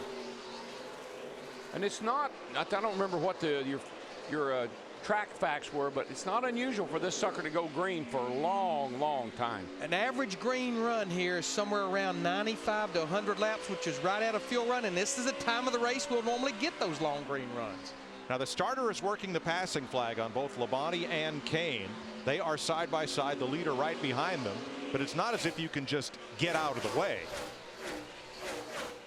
That battle's going to have to resolve itself soon, because Jeff Gordon's lead is disappearing. Hamlin is coming.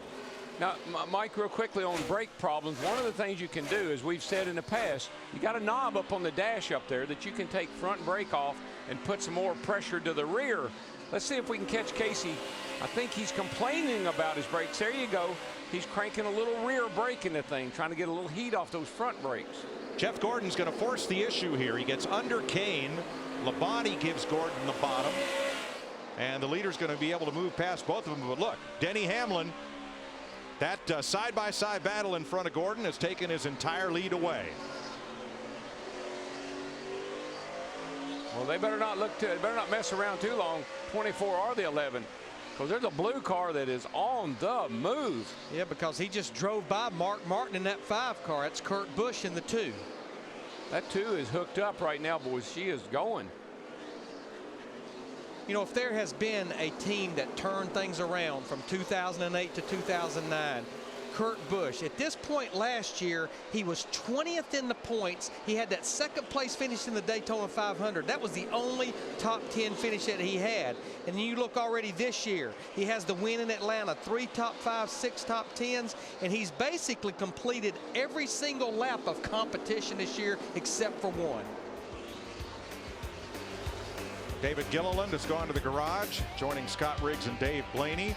Jeff Gordon out in front for 48 of the 71 laps so far.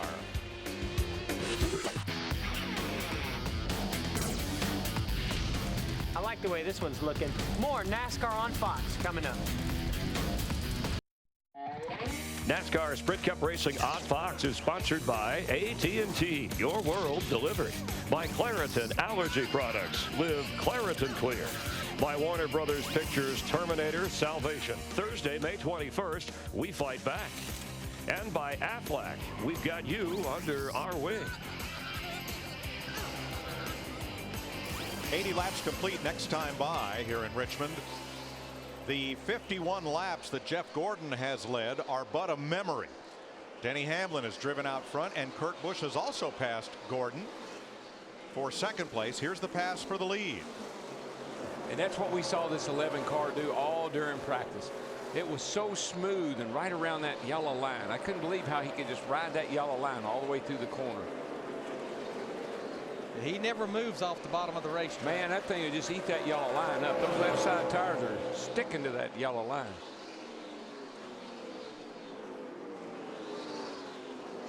This cat here ain't 4 behind him, I can tell you that.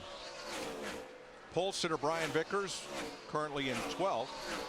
Teammates at Joe Gibbs Racing, Denny Hamlin and Kyle Busch, 1st and 6th. There are Toyota top performers of the race at this point, with Marcus Ambrose 16th, David Rudiman 17th, and Joey Logano 20th. Tell you what, this cat right here, he's putting some good cars a lap down. He just went around Greg Biffle to put him a lap down, and there's some good race cars right ahead of him. But Kurt Busch is closing fast, Matt. Mike, back at Phoenix, Kurt Busch had one of the best cars all night, just not the finish that he wanted. They brought that car here to Richmond. 130-lap run in final practice, and Kurt said, we really have something for Saturday night. And he just came on the radio a few laps ago and said the car is a little free on entry, a little free on exit, but he really likes it. No change at this juncture on their first scheduled stop, which is about another 15 to 17 laps. As long as that thing's just a little free and it's turning good, I don't know that I'd get too aggressive. This is a battle for 9th right here between Tony Stewart and the 14 and Martin Truex Jr. in the 1 car. Yeah, when you're a little free in, you just back the corner up a little bit. Back off a little early and let it roll down in there. Little free off, just work the throttle a little bit. You'll be okay. 9th and 10th, Stewart and Truex. There's Kevin Harvick 11th. And the number 29, the Shell Pennzoil car. He's kind of just settled in right there, just outside the top 10 right now. He's about 11 seconds, which is about a half a lap behind leaders Denny Hamlin. And you know, I talked about the Roush Fenway cars. The car right behind Kevin Harvick seems to be the biggest hope, at least for right now, that the Roush Fenway Groups has. David Reagan in the 6 car. David started 22nd. He's moved up to the top 12 in 12th. New colors on what tonight is the UPS Freight Ford for Reagan, kind of running in a pocket all by himself. Nobody directly ahead, nobody challenging from behind. Pretty paint job. I like that. There's the Prilosec Chevy, Jeff Burton. He's dropped back a bit, but that never worries me about Burton. When he starts up front, expect him to be a contender, but don't expect him to run out front all night long. Wait till it counts. Marcus Ambrose, the Aussie, running on the inside. Krista? Mike, the Tasmanian Devil is on the move, but they are not surprised. Even though he has never raced a cup race here, Marcus Ambrose has been very good this year on the short tracks. They have actually been the team's bread and butter.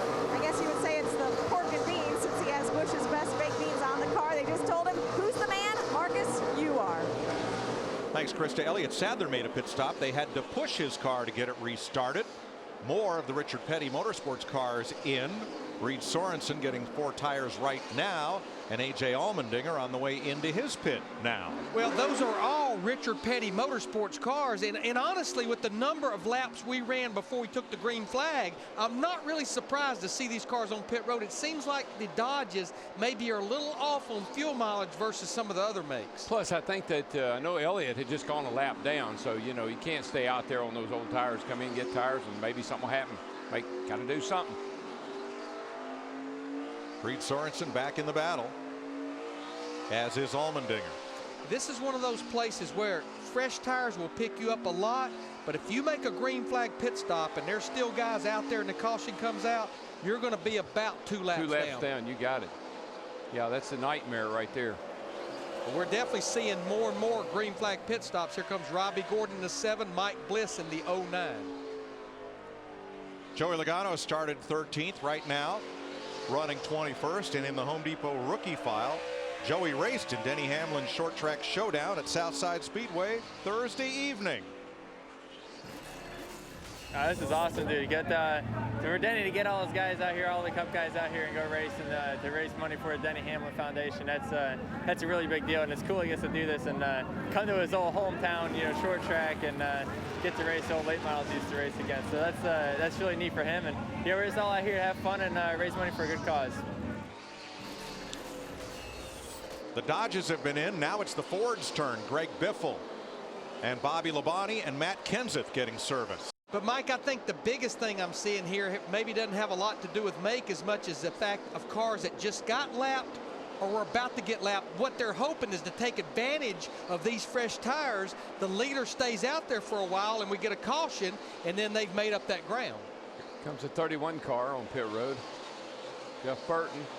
Steve Burton had faded back, well, quite a bit, and here he is on pit road. Mike, the issue for the 31 at Jeff Burton is he said he has no rear grip whatsoever. He is very loose and really needs help. They're going to make a wedge adjustment and an air pressure adjustment to hook Jeff Burton up to this racetrack.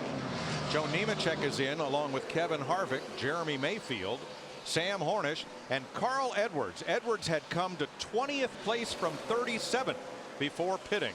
Matt? And Harvick is in. His biggest complaint was just trying to get the car not so tight to the center of the corner. Now Gil Martin, his new crew chief this week, calling for an air pressure change. Going to go down. Air pressure on the right side. Service complete. He's away, Krista. Carl Edwards had been really good into and off the corners. His car was starting to get tight in the center and free off. They came in to make their stop just now. Carl Edwards' team taking 4 tires. Denny Hamlin is in. The Chesterfield native is on pit road. Dick Bergman. His car has been a little bit free off, Mike, tight in the center. Other than that, the car has behaved pretty well. This is not the same car that led all those laps in the spring. Crew chief Mike Ford said that car's a year old. It's outdated, obsolete. The Busch brothers are in. Kyle and Kurt, who assumed the lead. 83 car just missed pit road. He didn't. He missed the entrance to pit road. Brian Vickers, our pole sitter. He's having to come back around and come in again. Matt. Kurt Busch is in still, not calling for any changes on the blue deuce. Like the way it was. A tick on the free side. They're good. Stremme, McMurray are on pit road. So is Reagan. Both the Red Bull cars, Vickers and Speed. Mark Martin's in. John Andretti and Tony Stewart in the pit lane. This has handed the lead back to Jeff Gordon in the 24 car. Steve Letarte has not brought him in, but another Hendrick car is in, Matt. Track bar, Larry Mack, already adjustment completed on the 5 car. Mark Martin began losing the center of the corner at about lap 30 to Steve. Jeff Gordon dropping on the racetrack, Matt. He says, I have 0 drive off the corner, and I'm really tight in turns 3 and 4. Steve Letarte says, we're going to get you some wedge, and we're going to get you some air pressure to take care of you. Casey Mears and Jimmy Johnson in. Ryan Newman's the new leader. If you think back to Phoenix, and that's where we ran this tire last, that was the biggest complaint we had all night long for most of the guys. No forward bite, no grip up off. These tires seem to turn good, but they don't seem to have the forward bite that the guys would like to have. 4 tires and what looked like a bit of a long stop for Jimmy Johnson. Now Newman's in, Matt. Mike, Tony Gibson going to try to fix the loose on entry and tighten the center with a wedge and air pressure change for Ryan Newman. Stop's done. We're good to go. Everyone has now been on pit road, and we cycle back to Denny Hamlin in the lead. Kurt Busch in second. Mark Martin, Kyle Busch, Jeff Gordon, Ryan Newman.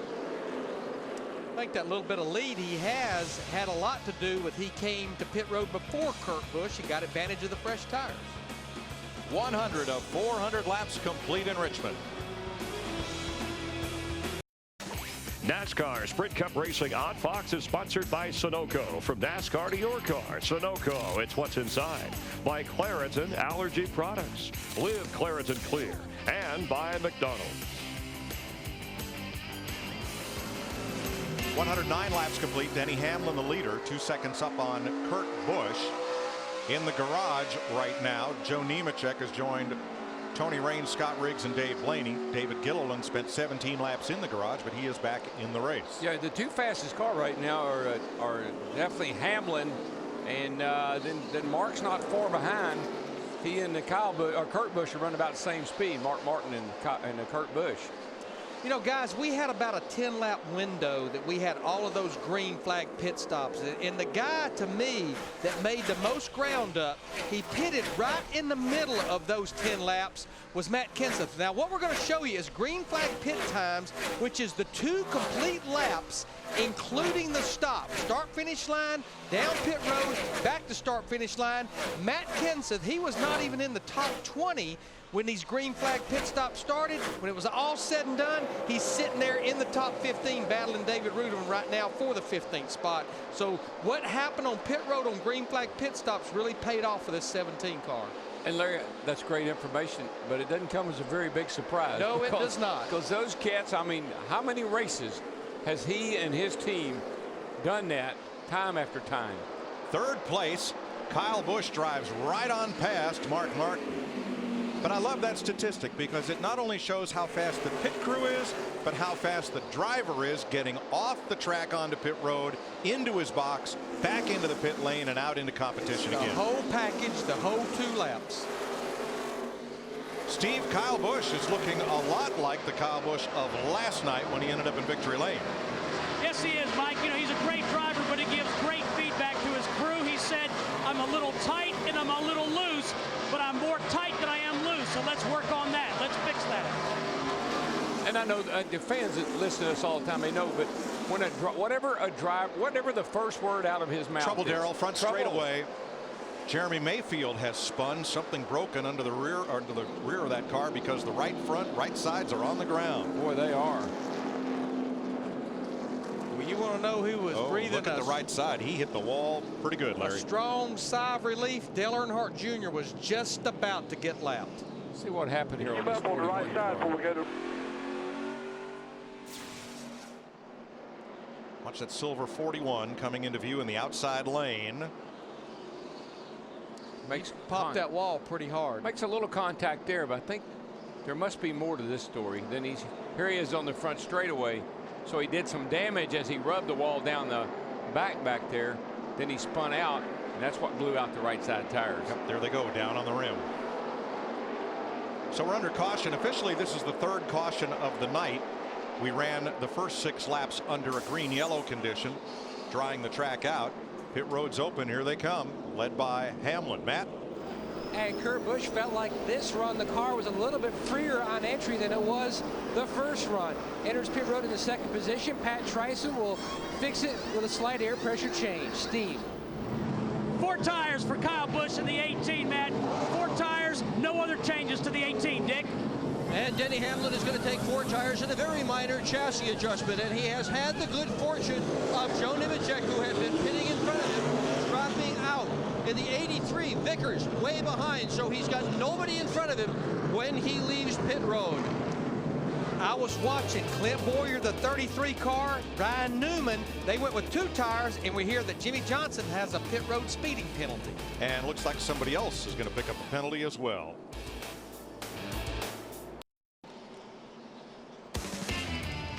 Welcome back to Richmond with Darrell Waltrip, Larry McReynolds. I'm Mike Joy. We're finishing up the 3rd caution of the night and getting ready to restart. Jimmy Johnson said he was confused where the commitment line was in turn number 3. That's why he got nabbed for speeding on pit road.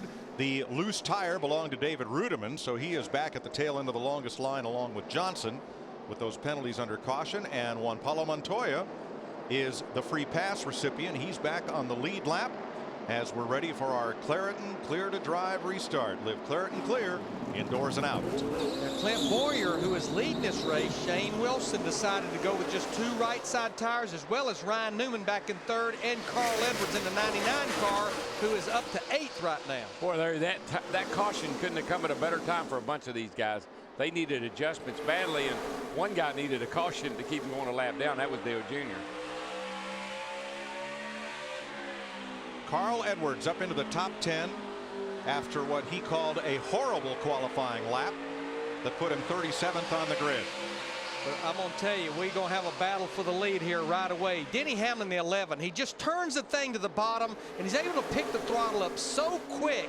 If he ever gets that right front fender inside that left rear quarter panel, I think Clint Boyer's time at the front is going to be short-lived. Well, and it seems like that 11 car, Larry, it takes it maybe 5 or 6 laps to really get good. It's not bad right now, obviously, but it gets better as it goes along. And there it is. Here he comes for the 2nd time tonight. Chesterfield's Denny Hamlin, who has spent more years at Richmond International Raceway in the grandstand than he has behind the wheel, is back out front. Yeah, and I think he's got to get some gone, because 2 car of Kurt Busch is as fast as he is once he clears these other cars too. Ryan Newman in that 39 car, he's going to take the 2nd spot away from Clint Boyer.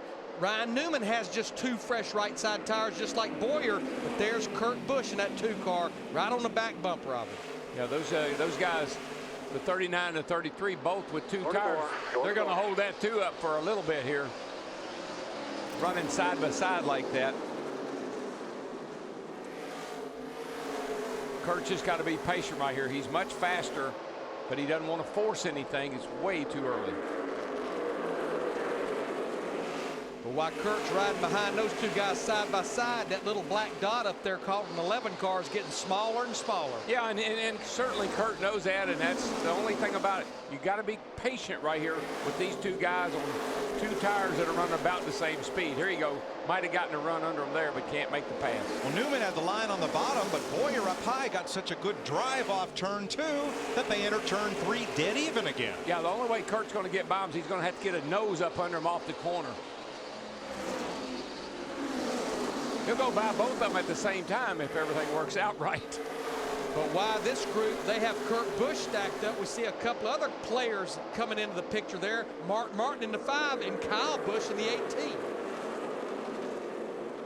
Newman edging ahead of Boyer, who got loose off turn 2 that time. Yeah, that's good news for the 2 car. He'll be able to move on by now because just couldn't do anything with those cars running side by side. Kyle tries the outside on Mark, but if he makes that move, well, that's where Boyer would have been. Kyle likes that outside. Yes. We've seen him do this on Ford on the restarts already. We've seen him do it. He really likes that outside. And here comes Jeff Gordon into the picture as well in the pack behind the race leaders as Newman and Busch battle for second. You know, Darrell, the only downside to running that high side, especially on the exit of the corners above another race car, is we see cars all the time get loose or start pushing. Late exit, they'll send you right into the wall. Yeah, you really drive in the corner real hard under the guy trying to clear him. You end up going a little too hard, get on the brakes, get your car loose, and you slide into the guy on the outside. Happens a lot. It's a whole different racetrack next week, the venerable Darlington Raceway, where they've been running the Southern 500 since 1950, and we'll be there next Saturday night. That sounds so good, the Southern 500. You bet. Ryan Newman has only one short track victory in Sprint Cup racing. It came right here in September 2003. And no disrespect to Miss California, but the Southern, not the Southern California 500, the Darlington Southern 500.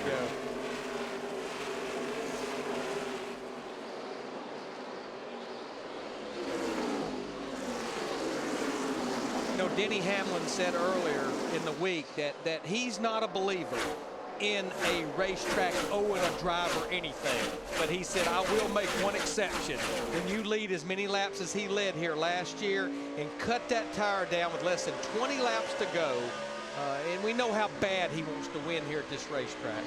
But look how relaxed he is in that car, Larry.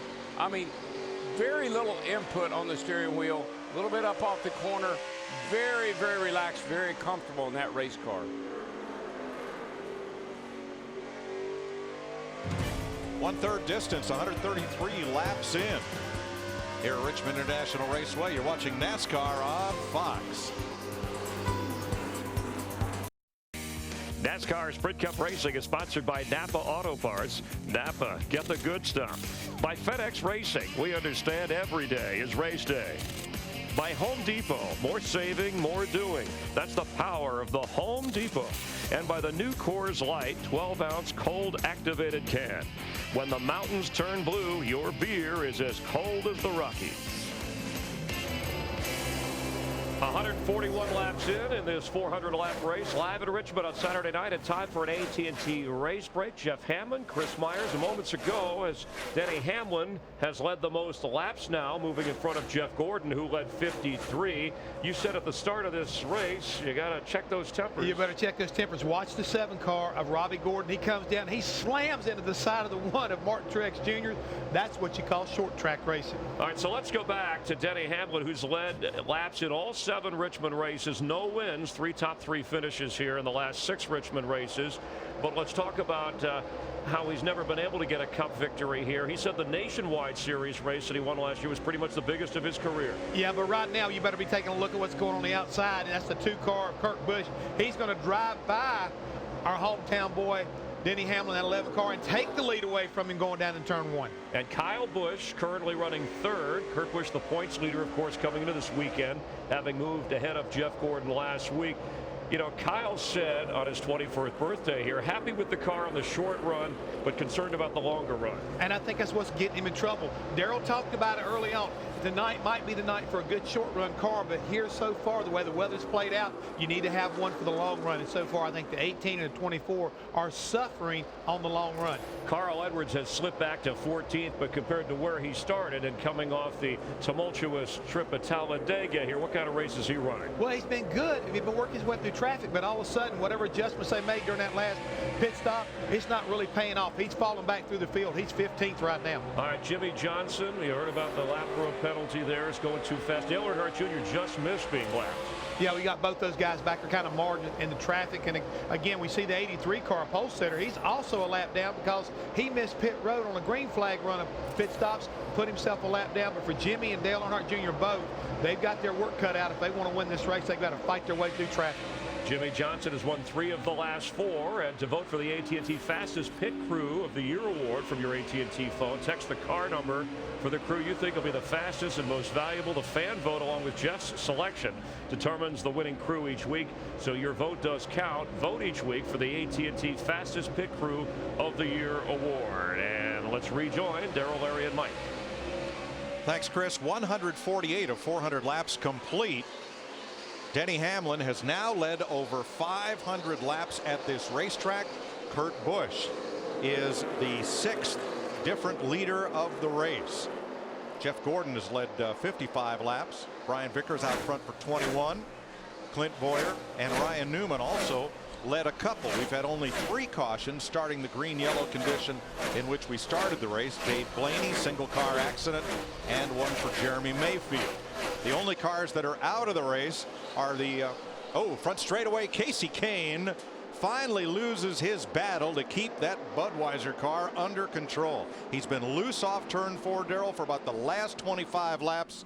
And finally, it got away from him. Yeah, I've been reading Budweiser very, very plainly off turn 4 most of the evening. Watch the red car. Here he comes. It just steps out.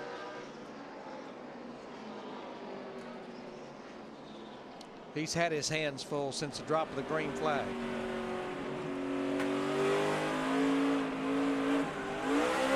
I mean, he's not even in the throttle hard when it comes around. That's how loose he is. Jamie McMurray will get the free pass under this, the 4th caution of the day. No apparent damage for Kane's car. Well, she is feeding time on pit road. Here they come. Matt? Kurt Busch chasing his 2nd win here at Richmond. Very pleased with the race car, and it showed on the stopwatch. No changes for this run. They're just going to try to keep up with the racetrack on the next stop. Maybe a slight air pressure change. Steve? His brother Kyle Busch says he's still a little bit tight and still a little bit loose on exit. They've just made a small track bar adjustment, Krista. The 47 came in. Marcus Ambrose's car was loose. They put the air pressure back, and the track position gain worked for Carl Edwards. They took 2 on the last stop. It was 4 right here. Dick. Denny Hamlin pitted out of 2nd position, is racing for the lead. Looks like he got it coming out of pit road. They made just a minor chassis adjustment to that car on that pit stop. Hamlin gets out first. 151 laps complete, and the Crown Royal presents the Russ Friedman 400. Ready for the restart. Denny Hamlin once again out front. Greg Biffle in that 16 car, he's trying to take advantage of this restart. He wants back on the lead lap right now. 1 lap down. He's at the tail end of the lead lap. He'd love to see a caution right now. Yeah, but that 11 car, Denny Hamlin, he's getting ready to get bushwhacked because he got the 2 Busch brothers breathing down his back bumper.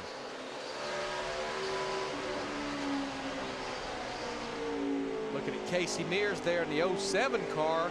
If we got a caution for the time being, he would be the free pass car, the first car 1 lap down behind the leader. There are 11 cars 1 lap down with that long green flag run. Biffle's doing a pretty good job of staying out in front of Hamlin, but Hamlin is not yet under any pressure from Kyle Busch. Kyle Busch is under pressure from Kurt Busch, his brother, in that blue 2 car.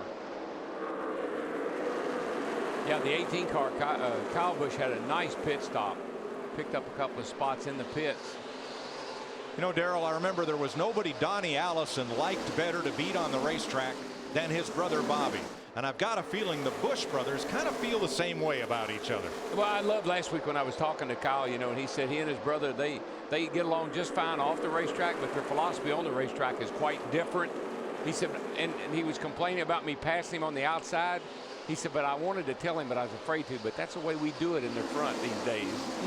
Well, I think Kurt's learning how they do things at the front here last few weeks. Kurt this year. Kurt was probably watching that interview. So Denny Hamlin gets by Greg Biffle in the 16 car. Now Kyle Busch will go by him. So Greg would be the first car 1 lap down to get the free pass should we get a call. And no, you play musical adjustments here for a little while because you try to tighten the car up maybe a little bit too much. Maybe you free it up a little bit too much. Kind of go backs and forth here and hopefully have it right at the very end. Here, let's have a look at what happened from Dale Jr. That's Rudiman just ahead, and you'll see Montoya come into the picture there as Rudiman came across looking for the bottom. Boy, I don't think he had any idea that Juan was there because the Rudiman in the 00 started to turn down, and here comes Juan Montoya in the 42 underneath him.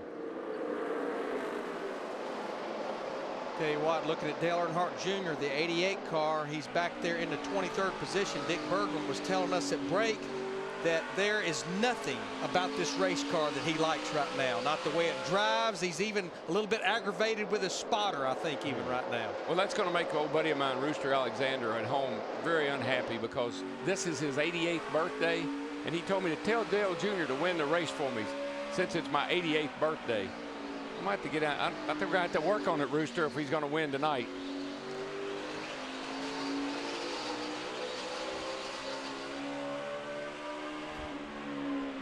Boy, back of the pack, they get 3 wide through turns 1 and 2. And somehow that all sorted out. Right in front of Carl Edwards. Oh, and Allmendinger is not happy with Stremme and tattoos the rear bumper of the 12 to let him know it. Yeah, that was a force play. But the thing about it, Allmendinger is a lap down. Stremme in the 12, as well as his teammate Sam Hornish Jr., they're both on the lead lap. I don't understand what that was about. Hornish is 14th, and Stremme in the Star Trek car is 15th. Krista? Sam Hornish is having a great run tonight. He got his first career top 10 a couple weeks ago at Phoenix, and the copy points very similar for this track compared to Phoenix. And Sam told me his car is set up for the long run. And you know what? We've talked about Sam Hornish, and is he going to make it in this series? And can he do well in these cars? You know what? It wasn't Sam Hornish. It was his car. Yes. Because overall, look how much better he's doing, and the Penske cars are overall better. Well, it's the whole Penske team. Here's Kurt Busch challenging for second. Here's David Stremme in the top 15, running right with Hornish. This team has just had an incredible resurgence over the last several races. Comeback team of the year. Absolutely. But you know what, Darrell? We had Sam Hornish Jr. on our trackside show, and we've had him on there before. That was a different Sam Hornish Jr. we talked to. Sorry. Boy, trouble right here on the front straightaway. Stremme turned Edwards around, and McMurray spins into his teammate. Boy, that was uncalled for. Not sure what. Yeah, Darrell, I'm not sure what got Stremme right up and into Carl Edwards. I don't know, but he sure didn't cut him any slack. I know that. Nope. Now that right side damage on McMurray was already there. Let's see if we can see what You don't got no flat. created this situation. Here's Stremme. Turns under Carl right here, the 99. They make a little contact, and he just stayed against him. But you know he had to, Larry. If he backs off, the 99 comes across his front, across his hood, and would put them both in the wall. So he did the right thing by pushing him on around, actually.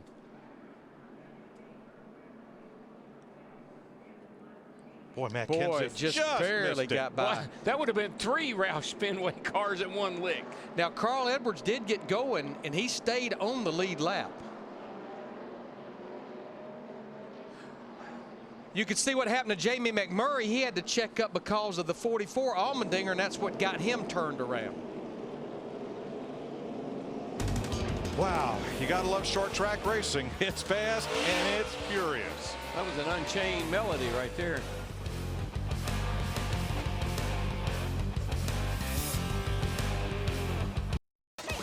NASCAR Sprint Cup Racing on Fox is sponsored by Sprint. NASCAR Sprint Cup Mobile. It'll change the way you experience the race. Under caution for David Stremme, Carl Edwards, Jamie McMurray getting together on the front straightaway. Pit stops complete. Only the first 7 cars did not stop. There are the front 5. At the short track, let's go to Jeff Hammond for tonight's State Farm Safety Report. It's about what? I can't hear you, Jeff. Jeff, can't hear. The key to success is through communication, whether it's from the top of the pit box to the driver or from the spotter to the driver. It's also important when it comes to safety. Go, go, go. Two outside, stay tight, right there, clear to the grass. No pressure, no pressure. There you go. No, one inside, up top, 3 wide. Hold up, go, go, go. So it doesn't matter whether it comes through the radio and the headset or something as simple as a dry erase board to make sure the guys get the instructions done right and safe. Thanks, Jeff. Doubly tough here at the short track. Hard to hear on pit road and even here up on the spotter's perch as well. A lot of varying strategy. A lot of drivers like Jeff Gordon took 2 tires. Others took 4. Jimmy Johnson made an extra pit stop to check on a fluid leak, and we're ready to go back to green at lap 174. Not surprised that I was almost surprised we didn't have more cars stay out. We only had 12 laps since they were last on pit road. The front 7 cars stayed out, along with several of the cars 1 lap down. Casey Mears, Paul Menard, and Mike Bliss were those cars. Everyone else came to pit road. Watching back from Denny Hamlin, the race leader, at Kyle Busch. Kurt Busch behind him, Mark Martin. And Hamlin walking away once again. Well, yeah, but I think he 18 cleared traffic a little bit better this time, and I think he's going to pay his teammate a little visit here.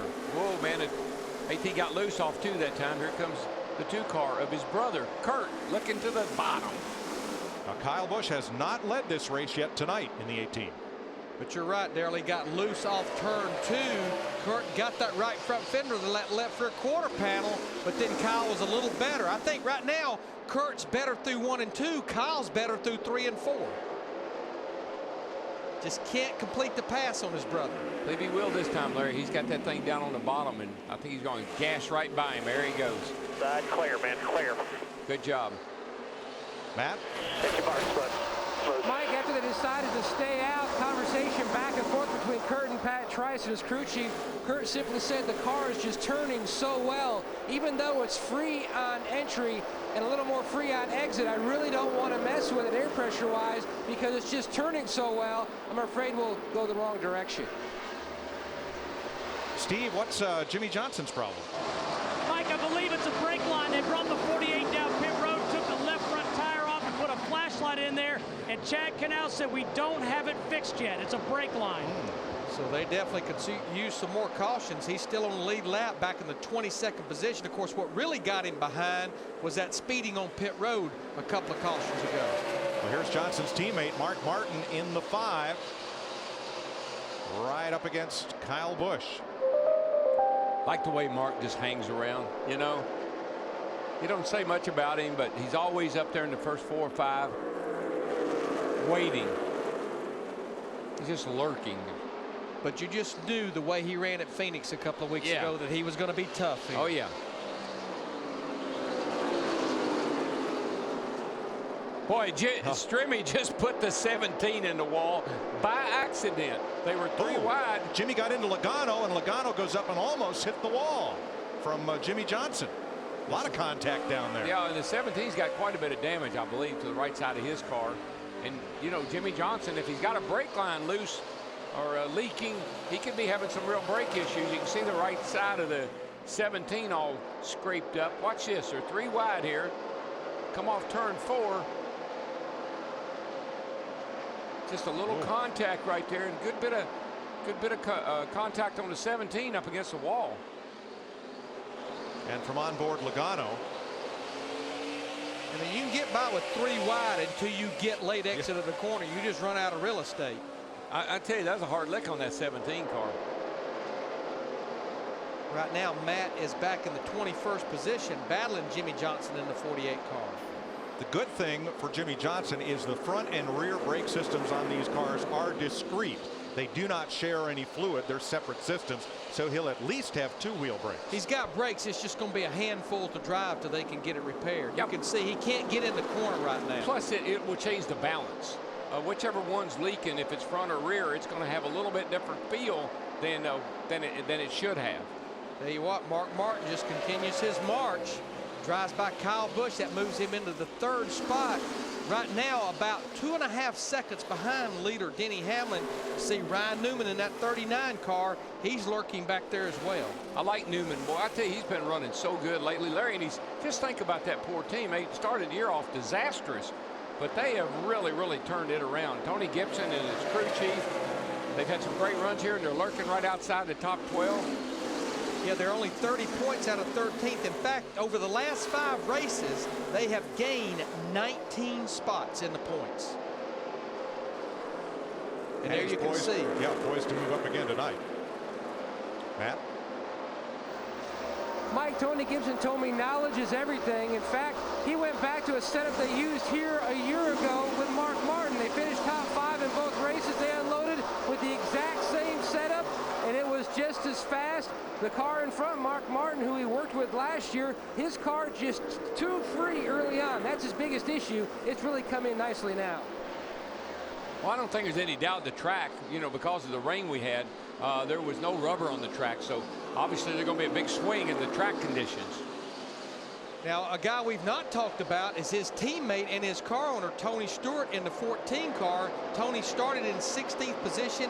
He's up to 11th. And Darrell, I loved what you said in the pre-race show. It's not one of his favorite racetracks. It is his favorite racetrack. Got his very first win here in his rookie season back in 1999, September of that year.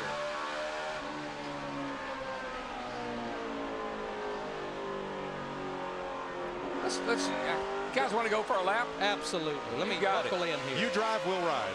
Going down to, here we go. Let's ride with my brother here, Michael Waltrip, in the 55 car. Coming up off of turn 4. We're going to be looking at the start-finish line right here. This front straightaway is a great big old sweeper. Hold it out. Make a little bit of a lane entry down into the bottom of 1 and 2. Car's going to dime in the corner a little bit. Shove up in the middle. Tight off right here. Really got to watch that wall. It jumps right out. Run out of banking. Short back straightaway. Try to get down on that yellow line with that left front tire and then pick the gas up hard as you can right here and not get loose and bump the wall right there. Superior stopping power, not only crucial at Richmond, but on your own vehicle. You can get it now with Napa Adaptive One brake pads. Check out adaptive1.com. Oh, Jimmy Johnson is in trouble. The 48 car. Caution. Caution is out. Caution's out. Start rolling. Leaders in the middle of the corner if you can.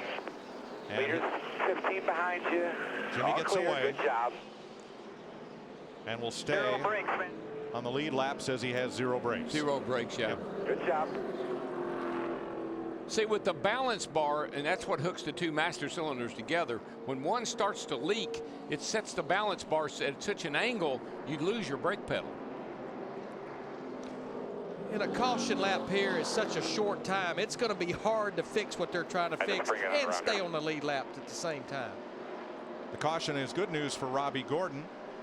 He will get the free pass and be back on the lead lap. That'll give us 24 cars on the lead lap. And let's show you what happened to Jimmy Johnson right here. Yeah. Looks like he just maybe has a lot of rear brake in the car, and that locked the rear tires up, and that's what spun it out. But looking at, well, he's trying to keep it off the wall here, so. John Andretti in the 34 just stopped till he was finished spinning. See the cowl flaps open up. That lets the air pressure out from under the hood of the car. It's another one of the safety items on the cars. Pit road's open. And most everybody on the lead lap will come in. Denny Hamlin leads him down, Matt. Kurt Busch in the 2, currently running in the 2nd spot. The Miller Lite guys on the board, on the wall, waiting for him to hit the board. Comes to a stop. No adjustments this stop as well for Kurt Busch in the 2. Steve. Matt, Kyle Busch said undo what you did on that last stop. So they're going to reverse that track bar change. They also made an air pressure adjustment. Let's go to Dick. Denny Hamlin has been absolutely flawless in bringing his car onto pit road. He is again. This pit crew has been absolutely flawless as well. The slightest chassis adjustment. There goes the 11 cars. You going to beat him out? Oh, yeah. Pit crew got it done. Pretty much looks like everybody went with 4 tires on this particular caution as we're 7 laps away from halfway. See a lot of problems with Ryan Newman in that 39 car. Lost 6 spots on that stop. And Jeff Burton got blocked in. Oh, trying to get out as Montoya backs up. Backing up. Ooh, contact. Wow. Very little, though. Just barely scraped the rear bumper of the 42 car. Like to have been big. Could have been. Hope it didn't hurt the left rear tire on Burton's car.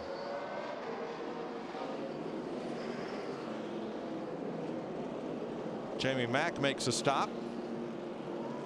Well, we've had our brake issues here tonight. Let's go down to Jeff Hammond at the Ask.com Ford Fusion cutaway car. Guys, we've been talking about the brake problems on the 48 car, and Darrell keeps referring to the way the master cylinders are set up on this car and the balance bar. Let me show you where he's talking about. When you look underneath the dash, here is the brake pedal. It's where it's located at. The balance bar actually runs through the center of the pedal. We've already seen where Casey Kane was adjusting this from basically the front master cylinder to the rear master cylinder, or vice versa. When you get it cranked too very far, all of a sudden there is an imbalance there, and it's like Darrell said, all of a sudden it can get awkwardly, in a pitched way, and all of a sudden you lose the brakes and everything just kind of locks up. Here's the two master cylinders we're talking about. You can see how all of a sudden how it's labeled front and rear here on our car, and like he keeps pointing out, if you just one too very far, you're going to lose the other, and you're going to have a lot of trouble. Thanks, Jeff. We're ready to go back to green. Everybody's made pit stops. Denny Hamlin out in front of Kurt Busch. We'll try to get an update on what happened to Ryan Newman. He lost a lot of spots on that stop. Newman is now 10th. What I was just looking, it looks like Jimmy Johnson 2 laps down as we're coming to the green. Matt, what happened to Newman? Mike, quickly, just some issues on the front when they were servicing the car. Lost 6 spots. We're back under green. Hamlin under pressure from Kurt Busch on the bottom, turn 1. Got him. Did he? Almost got him. Hamlin, that big drive off the top of the corner. I talked about Jimmy Johnson in the 48 car being shown 2 laps down, and we're hearing that the black flag may be out for the 48 car. Wow, what did he do? Not restart in the proper position, maybe? That's correct, Darrell. Johnson will now have to serve a drive-through penalty, which will put him at least 1 to 2 more laps down. So what was a bad night just went to the worst for the driver who has won 3 of the last 4 races here. Nothing but bad breaks for them tonight. But no pun intended. You know what we haven't done tonight? Crank it up. Oh, I couldn't think anything, but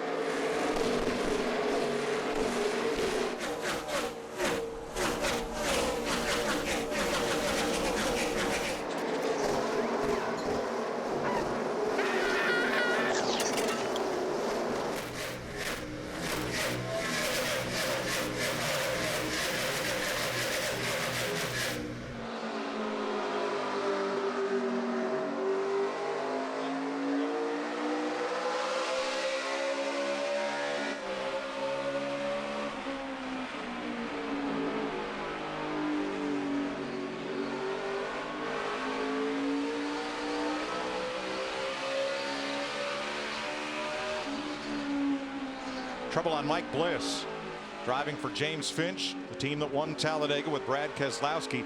Very slow down the front straightaway and trailing the field. Was running mid-pack 1 lap down. I just put my foot on the brake and it just violently shook and took off into the wall. Didn't hit the wall. A lot of brake problems tonight. Yep. This car requires a lot more brake than what we're accustomed to seeing here. It's just you got to slow this car down so much to get it in the corner. Takes a lot of brake. Bliss gets to pit road. Without incident, we stay green. Tell you, a guy in a team that's made a nice recovery, you know, on that first caution, he was about to go a lap down, Dale Earnhardt Jr., and I wanted to make sure that they changed 4 tires on that last stop, and they indeed did. And he's just outside the top 10, back in the 11th spot right now. That's not a great recovery. That's an incredible recovery. I've been watching his car and it was dog meat. Now he's right behind Ryan Newman right there and gets sideways off the corner. And Hornish avoids contact, but Allmendinger does not. Right there. Get back in there amongst everybody. You get bumped around quite a bit.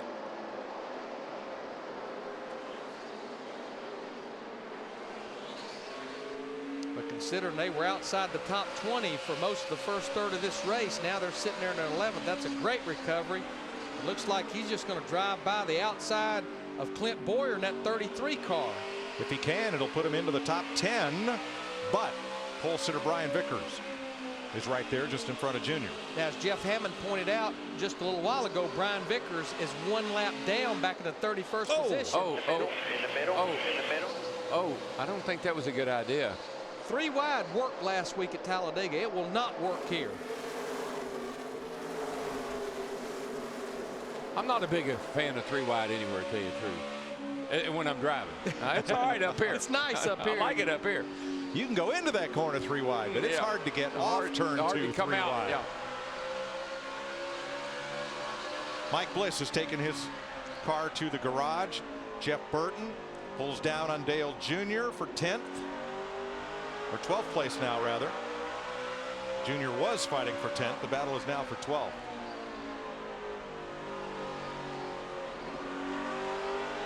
Denny Hamlin has led over 100 laps tonight. 208 complete in the Crown Royal presents the Russ Friedman 400 at Richmond.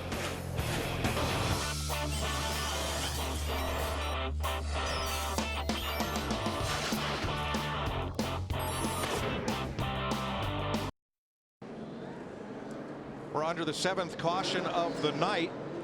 And Denny Hamlin gets beat off pit road by Ryan Newman. Sam Hornish gets out 2nd, Mark Martin 3rd, and Kurt Busch 4th. The reason we are under caution is Dale Earnhardt Jr. getting into Jeff Burton at the entrance of turn 3. We'll recap pit stops in a second here. Let's show you what happened. You know what this looks like, Mike? I think I said this to you on when it happened. This is what the 18 did to the 88 here last year. See how it looked like the 88 turned right? Yeah. It was because when he got on the brakes, he got loose. And so he's trying to catch the car, and the 31 was on the outside of him. There you go. There at your door there. Whoops. Doesn't take much at the speed you're running getting into the corner here. One inside, caution's out. Minor damage to Burton's car. Up against the wall to the rear. Still there. And let's go downstairs for an AT&T race break. Caution's out. And you'll see that in the... All right, thanks, Mike. Let's do a quick recap on the highlights. Of course, we had a race that started after the rain had hit most of the day. Green-white checker. Brian Vickers, pole sitter. Jeff Gordon dominated most of the first 100 laps, leading by 100. Rain didn't really affect things, just a slow, smooth start. Kurt Busch, your points leader, coming in, passes the track favorite, Denny Hamlin, who has led the most laps tonight. But Carl Edwards currently running 16th, and Strebe from behind. McMurray's involved, slipping and sliding. His car wasn't running well all night. Carl Edwards looks similar a little bit, the way he got bumped there. Jimmy Johnson has won 3 out of the last 4 Richmond races, running 21st and spinning into trouble here. And then moments ago, Dale Earnhardt Jr. with Jeff Burton. Yeah, you see him going around right there. And again, you know, this is a byproduct of what you see at Richmond and short track racing. You asked me about intensity during the pre-race. This is what you're going to be seeing the rest of the night. This is short track racing at its finest, Chris. Beating, banging, guys not giving, taking. It's just the way you're going to do it here. And the crews and pit crews staying on top of things as Martin Truex Jr. as we cycle through. Ryan Newman is hanging in there so far this evening. Oh, it's incredible. I just got word that the 88 driver of Dale Earnhardt Jr. radioed to tell Burton's crew, hey, sorry about that. Did not mean to get in the side of you, but hey, you're not supposed to be saying you're sorry when you're short track racing. That's part of it here. Any thoughts early as we are under caution here and get ready to go green? You know, right now I'm kind of surprised. We talked about Martin Truex Jr. He's leading this race. It might be a great opportunity to see exactly how strong that car is, but also the 39 car, he's been running better and better each week. Got to watch out for Stuart Haas. And text to 2258, the crew you think is doing the fastest, delivered by AT&T, the nation's fastest 3G network. Thanks, Chris. Boy, Ryan Newman's crew really made up for that bad pit stop on the last caution flag. Well, they learned early that 2 tires was good. They went with it again, as well as Sam Hornish Jr. and Martin Truex Jr., who's leading this race right now as we get the green. Well, the 39 had to do that, Larry. They lost so much time on the previous stop. They needed to get that track position back. I'm thinking wide, Hamlin on the outside. Oh, they got away with it. I'm thinking that they're thinking the same thing I am. It's going to be a quick caution. Well, I'm going to tell you what. Newman not only wanted to get back up near the front, he looks like he wants the lead of this thing side by side with Truex Jr. at the finish line. That old Army car is on the march, boys. See if he can get that run off the high side. Ooh, man, that thing took off. I thought he was going to smack the fence. Boy, Truex car just runs like rails right around the bottom. There's a lot of grip. These left side tires are really got a lot of grip in them. They get down on that paint for that yellow line, and it really is sticky. Well, I know we're watching right now what was a battle for the lead, but this bunch back about mid-pack, they are 3 wide, sideways, beating and banging, smoking. That's the fun bunch back there. Yeah, Carl right on the bottom makes them 3 wide with Ambrose on the outside, and he passes Menard in the 98. Wow. Don't look, Ethel. No. Oh, by the way, Casey Mears got the free pass on that caution. So he's back on the lead lap, 21st. Looks like the 12's got a little tire rub up in front of some of these guys here. Just saw a bunch of smoke coming out of his car. Let's show you from Michael Waltrip what happened 1 lap ago. That's Jeff Gordon just ahead. David Rudiman ahead of him. That's the 83 car. He locked up the brakes getting in the corner. I think it panicked everybody. Well, Larry, we're past halfway. We've beaten the rain to 200 laps, so this will be an official race. How does strategy play out now that we've got 180 laps to run, and it looks like we're going to get it all in? Well, it's a one-stop race on fuel, but what I've seen, if you run maybe under 20 laps, 2 tires looks like it works pretty good. If you run much more than that, I think you have to come to pit road and get 4 tires. Yeah, I think so. I mean, I want the comfort of 4 tires if I can afford to get them. But Brian Vickers, the 83 car, he just got all into the back of Kyle Busch in the 18 car, getting off into turn 3 and 4. Vickers is having a brake issue of some kind. He keeps locking the brakes up big time. And then David Rudiman almost turned him around. So he is holding this pack up, and you see the... I think he's getting ready to take a little ride into the 3rd turn here. There it goes. Bye-bye. And that cost Kyle Busch 2 spots. No, he doesn't care. I mean, it just it really doesn't matter that it cost him 2 spots. He got his message across. Don't mess with the bull. But you're right. There's something going on with that 83 car. It's something that's not right with it right now. Well, I think that's what Kyle knew. He's having brake problems. If he pushes him in the corner, he'll definitely move out of the way. On the right, there's the 83 2 laps ago, and you saw Rudiman get into him. You can't, listen guys, you cannot play nice if you want to win. Tell you what, you see Greg Biffle in the 16 car right there. Just remember, it wasn't that long ago that he got the free pass. He was a lap down. Now he's sitting there in the 12th position. Kyle Busch showed a little bit of his temper there, Steve. Yeah, and DW, Kyle Busch doesn't care what Brian Vickers' problems are. He just told his spotter, tell NASCAR I'm going to take care of the 83 if he can't take care of himself. And I think he got his message across. I think message delivered. Something's wrong with the 83. He probably should have gotten out of Kyle's way, but he doesn't know Kyle's in that big a hurry. What's wrong with him, Dick? I don't know what's wrong with the 83. I just talked to crew chief Brian Pemberton. He said that they have so many issues with that car, they don't know exactly which one it is that's causing him the most trouble. Yeah, he can't get in the corner, and he can't really get off the corner. Now he's made Kyle Busch bad. He's really in trouble.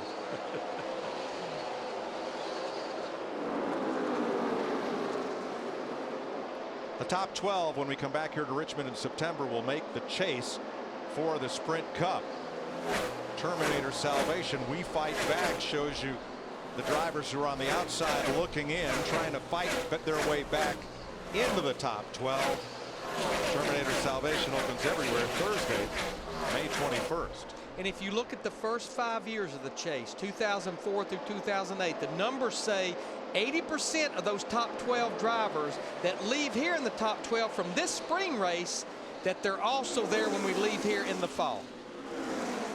So kind of a comfort level based on the numbers to be in the top 12 when the checker flag waves tonight.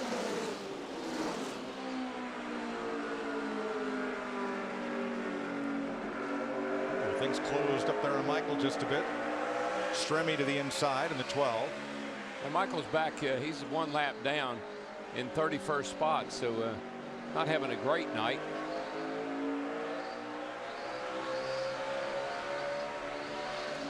We have 24 cars on the lead lap. Out of the race, Mike Bliss, David Gilliland, Joe Nemechek, Tony Raines, Scott Riggs, and Dave Blaney.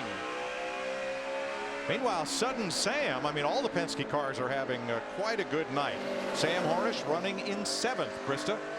That's right, Mike. Sam, I am right now. They did a 2-tire stop on their last stop. Sam actually apologized to the crew. He said, sorry, guys, I was a little bit asleep on that one. Crew chief Travis Geisler saying, yeah, I wasn't going to bring that up, but that's okay. We don't do 2-tire stops that often. They just made a little bit of a strategy move for the weather. They know the rain is still a ways off, but why not get up front? Jeff Hammond. Guys, I had an opportunity to talk to Roger Penske before the start of this race, and I made the comment in the pre-race. He is proud as a peacock the fact that, you know, Kurt Busch is leading the points, but he is especially proud of what Sam Hornish has been able to accomplish because of the fact that he's been able to do this without any kind of really good testing. It's been very difficult for him, and he says right now Sam is developing that confidence. And he said, oh, by the way, David Stremme and that team is starting to come together, and basically on a whole, he feels like this is his year to kind of turn it around. As we're seeing a battle for the lead right now. The 39 car of Ryan Newman is trying to get around Martin Truex Jr., and right now Martin will not let it happen. He's trying to run that high groove, and Ryan is trying to go to the bottom. You know, Newman has a lieutenant general in his pit, and it just seems that when the National Guard colors are on Junior's car, or Jeff Gordon's car, or the Army colors on Newman's car, driver's chest gets puffed out a bit, and you run a little harder and run up front because you're running for America. You're not just running for your race team. You're running for everybody who wears the uniform, and Ryan Newman has put that Army car out front.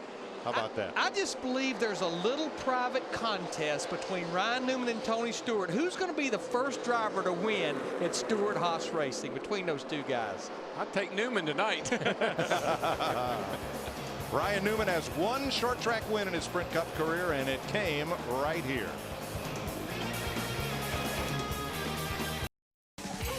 NASCAR Sprint Cup Racing on Fox is sponsored by Toyota, moving forward. By Cheez-It, the big cheese. By Pennzoil Platinum Full Synthetic, our ultimate clean, your ultimate feeling. And by AT&T, your world delivered. Denny Hamlin sends it hard into turn 3. Ryan Newman with the lead. They're 3 car lengths apart. As Ask.com has a question for you, get the answer there and enter the Ask.com NASCAR Challenge at the official search engine of NASCAR. I think Ryan Newman's drive off turn 2 is about all that's allowing him to keep the lead from Denny Hamlin right now. The report is there's rain in the area, and you don't even want to see the weather radar. It is greener than the lettering on Hamlin's car. Dick? And Hamlin has been told exactly that by his crew chief, Mike Ford, who has recommended to Hamlin, pick it up. I asked Hamlin before this race started if he was going to try to run to lap 200 in case of rain or lap 400. He thought for a moment and he said 300. Remember, Hamlin's from here. He knows the weather. Well, we are 53 laps away from lap 300. Here's a battle for 8th between Sam Hornish Jr., the 77, Tony Stewart in the 14. Owner of that 39 car of Ryan Newman leading the race. These two teams, the 14 to 39 Stewart Haas cars have been really impressive, Larry. You got to admit that. Who would have ever thought that that company would turn around the way it has? I think it just goes to show you our sport is about people and not just the drivers. There's been driver change over there, and there's been a lot of people change. Hamlin, I think he knows that that weather may be close. He's going to drive to the bottom, get to the inside of Ryan Newman in that 39. Newman gives him plenty of room on the inside. And I don't think it's going to put up a lot of fight right here as Hamlin slices back to the lead. Yeah, Ryan really can. He got 2 tires, and you know this is about the point where they'll start to give up a little bit. And the 11 got 4 tires. It's about where they will pick up. And away he goes. Yeah, the 2-tire strategy, you're banking on not a long green run when you do that. And the green came out at lap 218, 32 laps ago. This is about where those left side tires will start to give up. It's a very soft compound, has a lot of grip, and on a long run it starts to really lose grip. Martin Truex is another second back in 3rd. Mark Martin 4th, Kurt Busch 5th, and Jeff Gordon got it back up to 6th, but seems to be stuck there. He is, Mike, and his direct quote moments ago, I am really struggling. I am so loose in. I have to drive the car in very straight, and I have to be extra careful. You can see him fighting loose off of turn 2 that last time. He's in 6th place, but he's 5 seconds back of the lead, 1.5 seconds ahead of Kyle Busch. Here are the top 12 as they stand at this moment. Kurt Busch would retain the point lead over Jeff Gordon and Denny Hamlin. Greg Biffle would anchor the top 12. Terminator Salvation opens everywhere Thursday, May 21st. That would be Ryan Newman's first appearance in the top 12 in 2009. You see, as they run now, he's up to the 10th spot. But now my man Rudy Tootie, you got to admit, he's sitting there in 9th place right now in the points. He's running 10th on the racetrack. This guy goes quietly about his business every week. He ends up in the top 10 and is hanging in the top 12 in points. Pretty impressive for that team. And to be 10th right now, he's had to overcome a pit road penalty. Yeah, he had do that tire getaway. There's a look at Rudiman. He is 9.8 seconds off the lead. Car looks good. He's been doing a nice job. We haven't talked about him much. Kept his nose clean. I'll tell you another guy that's had a good drive tonight. He started back in the 29th position. Juan Pablo Montoya, he has made his way to the top 12 as we watch this battle right now for 3rd place. Remember, Martin Truex Jr., the one, another one of the cars that went with just 2 right side tires on that last stop. And I think we're starting to see that that's not working on the long run. But back to Montoya, we had a unique schedule here this weekend. We had 2.5-hour practice sessions yesterday. Qualifying, NASCAR didn't impound the cars, but there was no practice. Brian Patty told me before qualifying they changed everything but the engine and the driver on that race car. Wow. Martin Truex is going to slide a little further back with that 2-tire strategy as Kurt Busch working his way back toward the front mat. He's up to 4th. Kurt Busch, one of the faster cars early on, looking ahead to the next segment we're going to complete here. He says right now we cannot win the race the way we are. He said the car is just way too free. Pat Trice is looking at a combo platter of adjustments on their next stop. Going to go a track bar adjustment and at least one air pressure change. Matt, what's his demeanor on the radio? Several races ago, we heard he and Roger Penske in a big dust-up on the radio when nothing was going right for Kurt. What's his attitude right now? Mike, it's been cool and calm on the radio all night. In fact, before Kurt came to Richmond, he stopped off in Virginia Beach, Virginia. He saw a bumper sticker. He liked it, brought it with him, and a lot of times Kurt likes to put a little message on the dash just to remind himself of different things during the race. This sticker on the dash tonight was simply a circle with a red line going through it and a few numbers and question marks, basically a no cussing sticker on the dash for Kurt Busch. With the captain on the other end of the radio, Roger Penske, that's not a bad idea. I think he probably got his ear full after the Martinsville race. You know, we talk about his brother now. Kyle, remember Kyle was complaining about the adjustment they made on the car and that they'd gone the wrong way. They made the changes. I don't know what they changed, but it really has gone the wrong way this time because he has fallen back, and right now he's running 7th. Yeah, he's 7 seconds off the lead. The car doesn't look anything like it did early. Nope. And Mike, as far as any changes these guys may be looking for, if we stay green, we're about 45 to 50 laps away from that green flag stop. 139 laps to go in Richmond.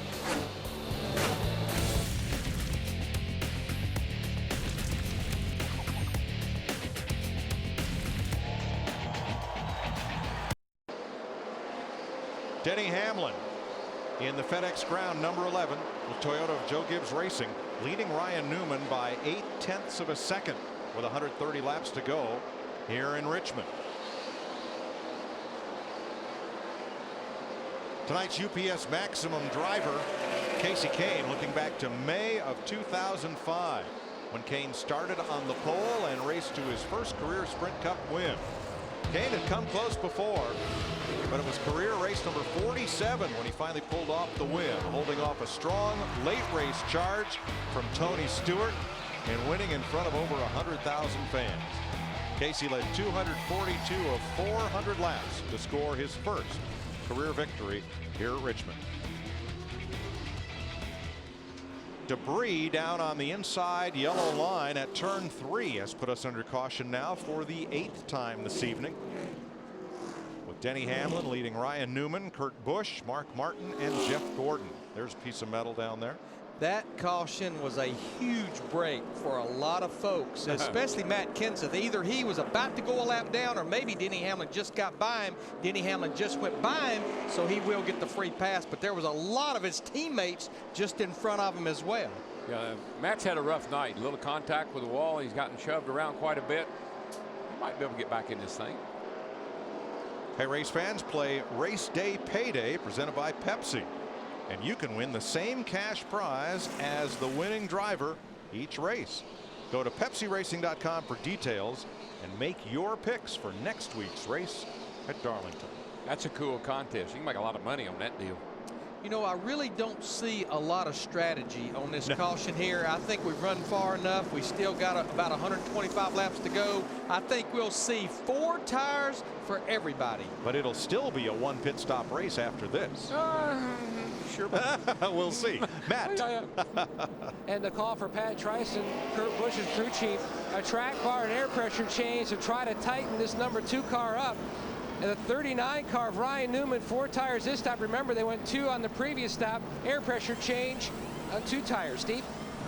Matt, Jeff Gordon just told Steve Letarte, man, we're struggling so bad, I don't even know what to tell you. But what they're going to do is add wedge so that Jeff Gordon can use more brake, Dick. The wrench just went in the back window of Denny Hamlin's car. They have undone the adjustment that they put into this car the last time around. Hamlin getting 4 tires. 3 cars, 4, 5, 6 have already passed him, leaving pit road. David Stremmy's car has stopped on pit road, and he's backing it up to his pit stall. And a number of drivers you see losing a lot of spots, especially Hamlin. NASCAR Sprint Cup Racing on Fox is sponsored by Verizon Wireless. Get the inside track from Penske Racing and race analysis, plus highlights and high-speed action, all on VCast from Verizon Wireless, America's largest, most reliable wireless network. Green flag with 122 laps to go. Denny Hamlin came into the pits leading and came out 8th because of lug nut problems on the right front. Boy, Jeff Gordon is, I mean, he is pushing Ryan Newman down the back straightaway, guys. Sorry, Mike, but I thought he was going to turn him there for a second.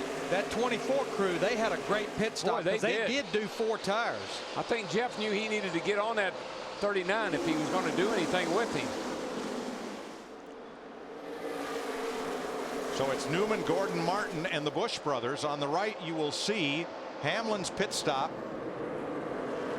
Lug nuts come off just fine. Good shape right there. Mike Hicks, the front tire changer. You see 1 lug nut, a second one, had to go after a 3rd one.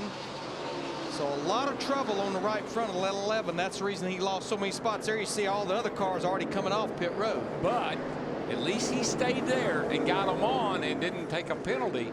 Maybe a slower stop, obviously, but at least he didn't get a penalty. That's a battle for 3rd right there between Mark Martin in the 5, Kyle Busch in the 18. Mark's kind of pinned behind Paul Menard in that 98 car.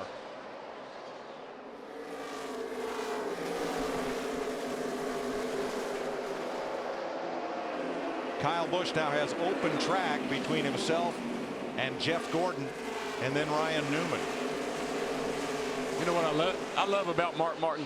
He won't cause you to make a mistake, but he'll help you make one. Here comes Hamlin. Now he's battling Truex for 6th place, Dick, trying to get back to the front. Yeah, and it was a bit of a surprise, Mike, that this crew had problems with lug nuts, because way back in December, with this new rule about the way one thread had to show on each of the studs when the lug nuts were on, these guys were all over it. They've tried different kinds of glue. They've tried different lengths of curing. They've worked on being slower and more methodical with their pit stop. Everything had gone perfectly until the money stopped in the big race. Well, the bottom line, the lug studs are over a 1/4 inch longer than they were last year. One crew chief told me it used to take 6 revolutions to tighten the lug nut with the old lug stud. Now it takes almost double that with this new lug stud. Well, Larry, you just said this, and I'm not sure that I understand, because I was under the impression the stud's the same Turn length, 2. has more threads on it. Greg Biffle's in the wall. Sorry, Darrell. Try to get it going. No caution. Try to get it going. Come on down the hill. Nothing coming. 20 got us. Yeah, Larry, I thought that the studs were the same length. They just had more threads on them. Well, I think what I'm describing is the length of the threads. Yes, the length of the threads. I'm sorry. Yeah, because I've had a lot of people ask me how much longer. The studs are a lot longer. Yeah. Right in front of Joey Logano there is Biffle coming down to get on the part of the racetrack where there's traction, and Logano was already coming up the racetrack. 3 into 1 won't go. 3 wide. We've already seen, a number of times tonight that could have happened a lot tonight, because we've seen this on a number of occasions. I think Biffle's car is going to be okay. And Jamie McMurray will get the free pass as we're under caution for the 9th time tonight. We're still under caution at Richmond. Here's tonight's Ford Drive 1 moment. Alan Kulwicki in the 7 comes within 18 inches of beating a race dominant Bill Elliott at Richmond. Elliott driving for Junior Johnson got the win as Kulwicki pulled alongside of the finish line, came up 18 inches short. Elliott got his 2nd career short track win after leading 348 of the 400 laps. Want to win a Ford Fusion? Log on to WeRaceYouWin.com to see how. 111 laps to go. Newman, Gordon, Kyle Busch, Mark Martin, Martin Truex. McMurray got the free pass, and here we go. It just keeps getting a little bit more intense and a little bit more intense and really intense going into turn 1. Right 3 wide. Now. Sorry, Jeff. Bye, Jeff. That almost was big. Yes, it was. He's going to go from 2nd to probably outside the top 5, it looks like. Or possibly into the fence, because it's getting wild. It got a car around. And in the wall hard goes Kevin Harvick. Harvick hits the wall hard. I blew a left rear tire. You just knew, Darrell, it was going to be one of those restarts. Well, when you saw him go down into first turn down there, right front. I think he said he blew that. I think he blew that left rear tire. Left rear.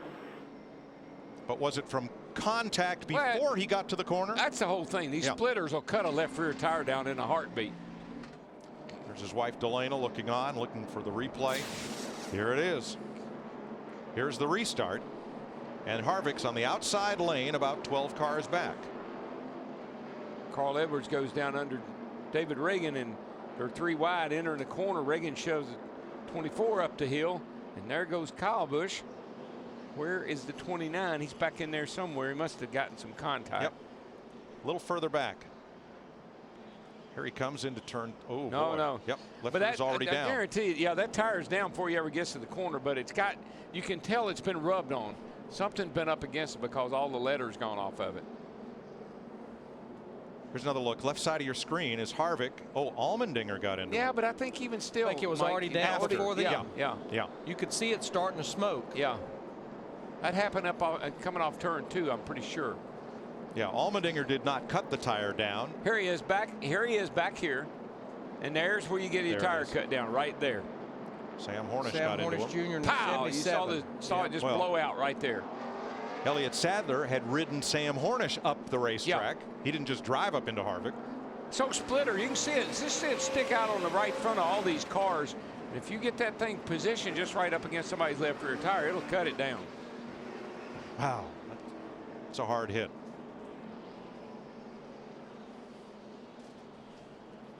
Carl Edwards does get the free pass. That'll make Jeff Gordon happy. He won't be down there underneath him going into turn 1 this time.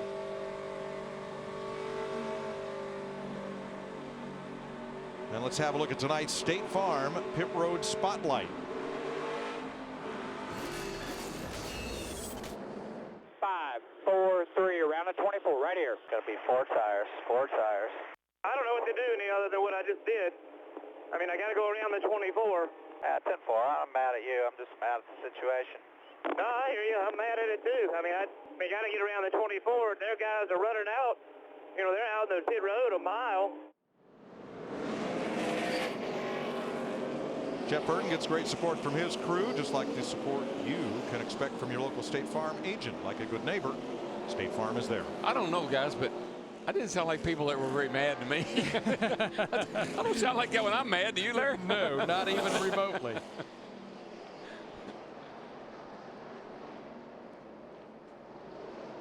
Getting ready for the restart. Saturday, in a repeat of the AL East battle of last year, Tampa Bay versus Boston, or you'll see the Giants Dodgers, or Atlanta against the world champion Phillies. Fox Saturday Baseball next week, 3:30 p.m. Special time, 3:30 Eastern, 12:30 Pacific, following This Week in Baseball presented by Pepsi. Check local listings for the game and start time in your area. So here's the deal. You watch that baseball game, grab something to eat, grab something to drink, and then keep tuned in on Fox because we'll be at Darlington next Saturday night. The Southern 500. You can get the answer to this at Ask.com and enter the Ask.com NASCAR Challenge. Ask.com, the official search engine of NASCAR. We've got 22 cars on the lead lap. We only had 2 of the lead lap cars takers under this caution. We actually had 2 of the Penske cars, David Stremme and Sam Hornish Jr., come to pit road. We are now getting in, I think, that window. I don't think we're finished with cautions, but we're within the window that you could possibly make it to the end. That's the window I've been looking for. It just needs a little crack in it too, buddy. 16 lead changes among 7 leaders tonight. Ryan Newman up front. Unfortunately, there's just too many people around here that are in a hurry.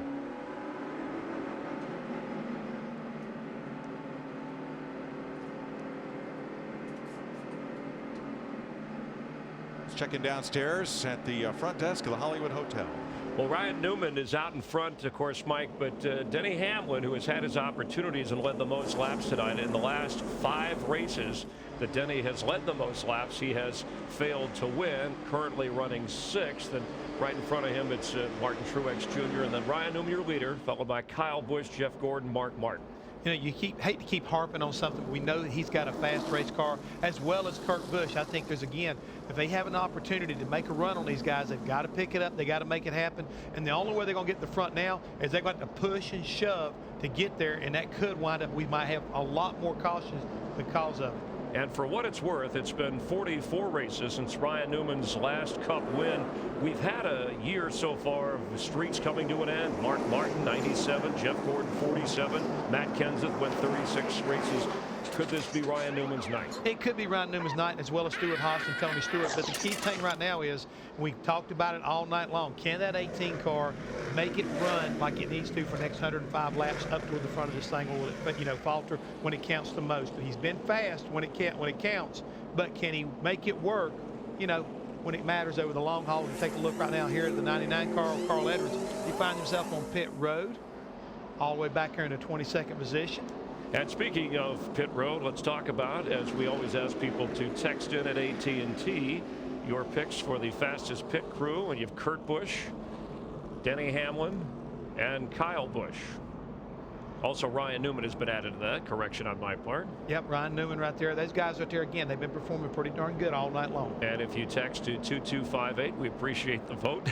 Looking for a help from above. So far, they're looking for that weather help. The rain has held up so far, And that's one of the things that's worth talking about. Oh, in and fact, they'll take it any way they can get this victory too, Chris. You know, when Mike was talking about the Army or any of the service cars that have been sponsored, of course, this the Russ Friedman 400 named in his honor, who was awarded 2 Purple Hearts. And here to watch the race, someone who served in the Marines. They have enjoyed an excellent race tonight, and there were a number of servicemen and servicewomen here, complimentary tickets from NASCAR and the people at this track to enjoy the race. Let's rejoin Darrell, Larry, and Mike. The way Russ Friedman got his name on this race, and this is the 3rd year Crown Royal, the race sponsor has done this, is you write a 50-word essay on why the race should be named for you. Friedman, we've mentioned, received 2 Purple Hearts in Iraq. As a Marine, he's no longer on active duty because of his injuries, but he said, I want this race in my name so I can share it with everyone who wears the uniform. And he proudly gave the command to start engines, and it's the Crown Royal presents the Russ Friedman 400, and it's back under green with 101 laps to go. We do need to mention it took Gil Martin and that 29 crew about 4 laps to make the repairs on that 29 car. He's back in the 36th position. We got Kyle Busch in that 18 car to the high side. He just packs it down into turn 3, but Newman fights back on the bottom. But on these restarts, Larry, Kyle has got that outside, man. He's got that figured out. He's so good on a restart, and he jumps right around you on the outside and checks out. Now, Denny Hamlin took the last restart 8th, fought his way up to 6th. That's where he is right now.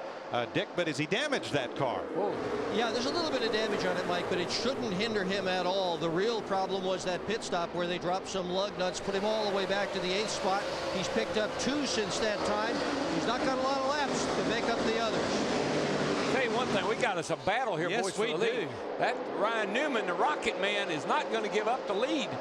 He's got 4 fresh tires, had a good pit stop, and he's running right around the bottom. They just continue to run side by side. And it's so hard to do. Hard to go in underneath somebody and not lose that back end and get into the guy on the outside. You have to really have a good handling race car. But this is why everybody loves this racetrack. Side by side for the lead, lap after lap.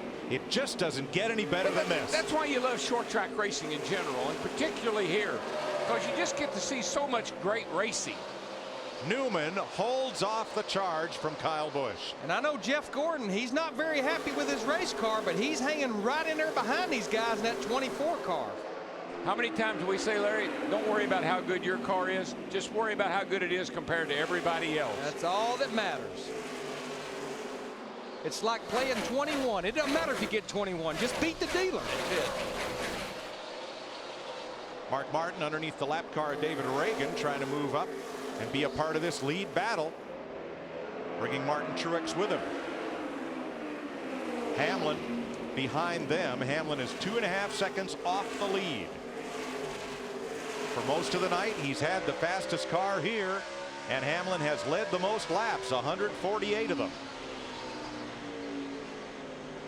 The Hamlin car, the 11 car, just seems like it takes quite a few laps for it to really come in and be better than everyone else. But Darrell, I don't know how many times at this race have we seen in the second half a pit stop cost the best race car the race. Yeah, but I think there also the other thing is we talked about cars that are good on the long run, which I know the 11 is, but that may not pay off tonight. We got these cautions coming, and we got a lot of hard racing going on. Got Turn trouble 2. in turn 2. It is Marcus Ambrose. And Ambrose is round hard into the wall. And that'll be caution flag number 11. And that's it. This is what we're going to see from here on out. See some heavy, hard racing with a lot of contact.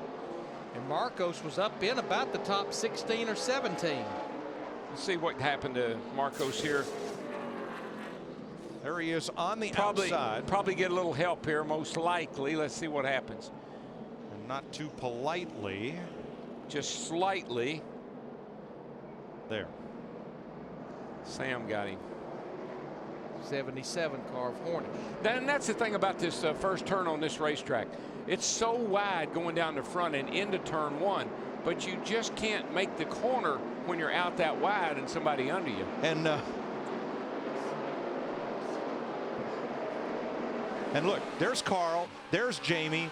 4 Roush cars are right packed together. They all missed it. Well, here's what's interesting. Pit road is full of cars. Jeff Gordon stayed out. Matt. 44 races. It's his last win. Ryan Newman says the car not bad. I really don't know if we even want to touch it. To Steve. Matt, Kyle Busch says, you fixed my rear grip. Now help me turn. Help me turn this car better. 4 tires for Kyle Busch. And I don't think that the 24 car is going to be happy they stayed out, Darrell, because they have not been to pit road since lap 274, and it looks like to me everybody else was on pit road. And man, there was some serious racing on pit road too. Yes, there was. Denny Hamlin beat that group out. But Jeff Gordon is now the leader.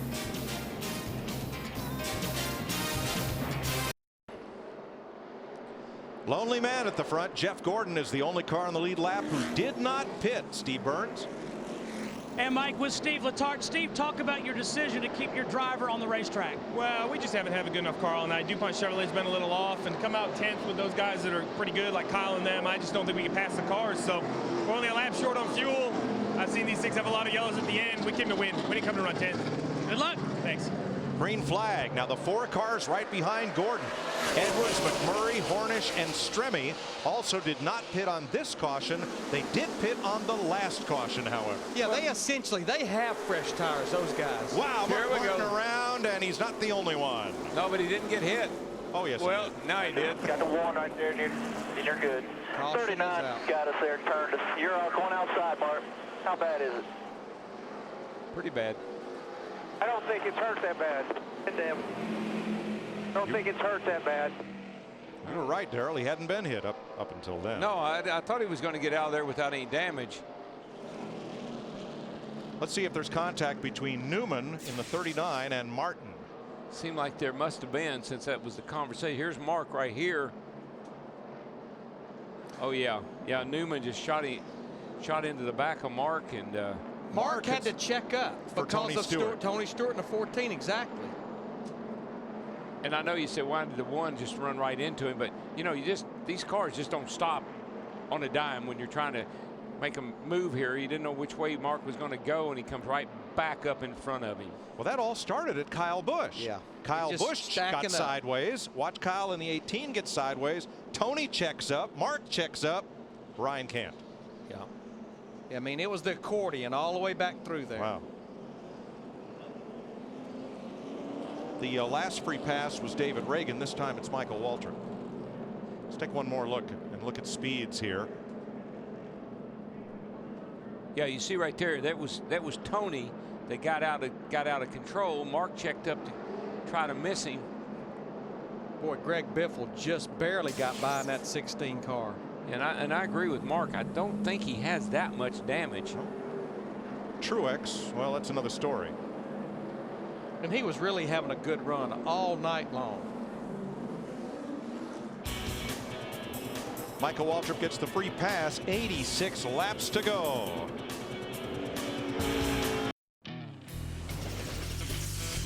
You ready? Green, green, green. Dick.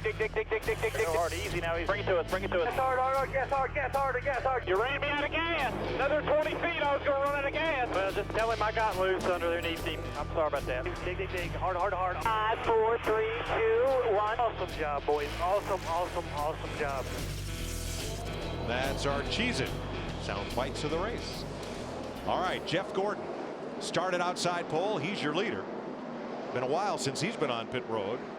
Then the Fords of Edwards and McMurray, then Hornish and Stremme teammates, and the first of the cars that stopped the last time, Denny Hamlin. Well, there's the graphic right there. That tells you everybody how they pitted. All the other lead lap cars from Denny Hamlin down just this last caution on 308. And I'm not sure, you know, Steve Letarte said that they didn't come to run 10th, but when everybody else has tires, you don't. 4 wide in turn 2, and Hamlin's the one way up top.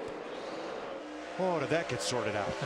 I think Denny Hamlin knows that the clock is ticking, that we only have 83 laps to go in this thing.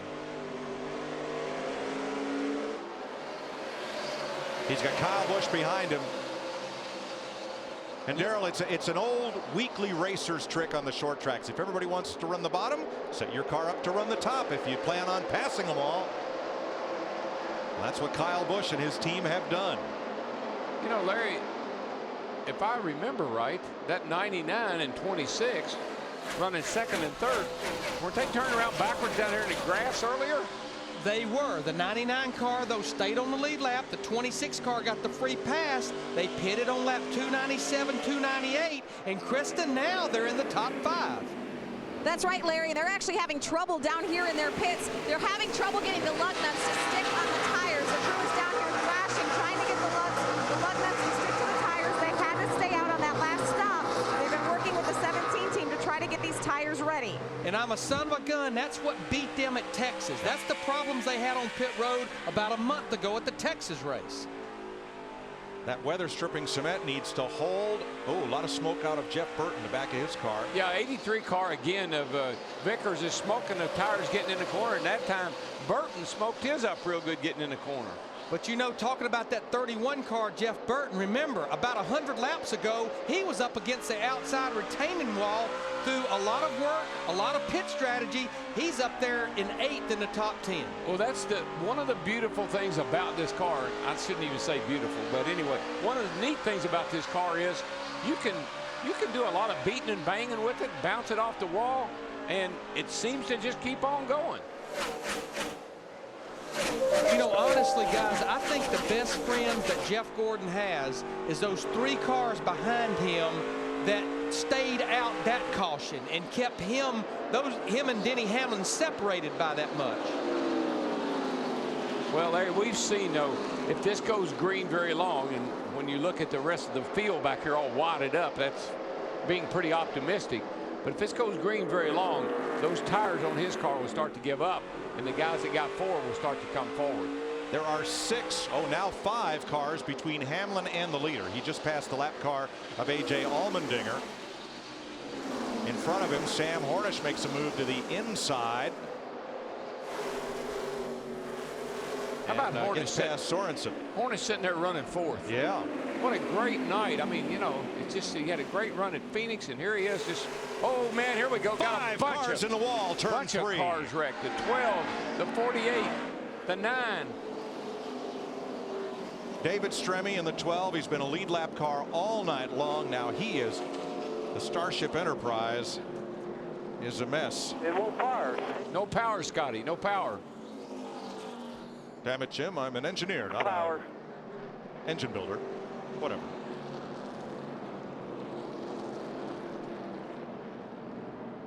The right rear tire. All right, what happens to Captain Kirk here?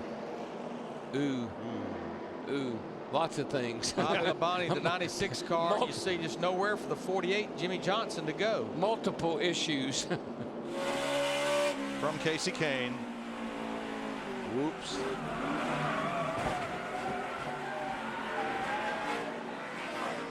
Oh, it's been a hard night for Casey Kane.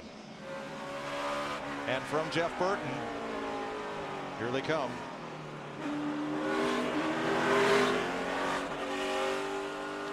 You know, it's been a tough night for Casey Kane and Jimmy Johnson in that 48 car. I think that the 31 is going to survive this okay. There goes Tony slipping by on the inside. Tony Stewart in the 14 got by okay. You know, we talked about Kane's trouble. He's been fighting that car loose off the corner all night long under an earlier caution. A lot of frustration. I think nothing they've done to that car has made it better. He is not very happy. He's kind of annoyed at the whole day. Yep, that was coming onto pit road back at lap 308. Speaking of pit roads, there's some decisions to be made here, especially when I look up there at that 24 car of Jeff Gordon. But right now, pit road is closed because of the safety trucks at the entrance of pit road. Wow. 73 laps to go. That's about all I can say is wow. NASCAR Sprint Cup Racing on Fox is delivered by UPS. Watch David Reagan compete with the delivery drivers of UPS in Maximum Driver. Go to racing.ups.com.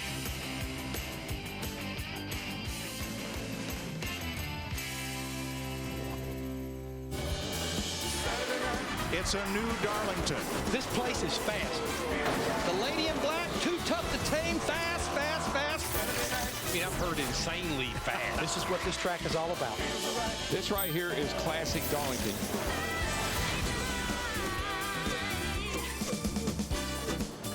That was Kyle Busch last year. He's currently running 6th. Jeff Gordon is your leader now. He does have a couple of Richmond wins. What about Carl Edwards coming off that crazy finish at Talladega? Has not led tonight. Look at that move. Wonder if he had a flashback for a moment, running 16th at the time. Spun out. Jamie McMurray involved, as you see. Everybody was okay. Edwards has worked his way back into 2nd. Meanwhile, the hot tempers Jeff Hamlin has talked about all night. Dale Earnhardt Jr. later apologizing to Jeff Burton. And watch the 77 Sam Hornish Jr., who's currently running 4th, involved here. And Kevin Harvick, the downward spiral continuing as he goes into the wall. And here it's Mark Martin in the 5 car. And as everybody weaves past him, you can see Martin Truex Jr. has trouble stopping right there. We mentioned Carl Edwards. Let's check in with his crew chief, Ed Christopher. Thanks, Chris. That's right up here on the pit box with Bob Osborne. Bob, tell me a little bit about the strategy. Your team is down there thrashing, trying to get lug nuts to stick on the tires. Are you staying out because of that, or is this your strategy? This is the strategy right now. We've had to pit a few extra times because of some altercations on the racetrack and then losing a lap and getting it back. So we're a little bit farther ahead on sets of tires than everybody else, and that's putting us in a tough situation with the glue drying on the wheels. So initially, yeah, that was it, but now it's a thing to do, I believe, and I think that's what'll get us to the end. All right, thanks, Bob. Chris?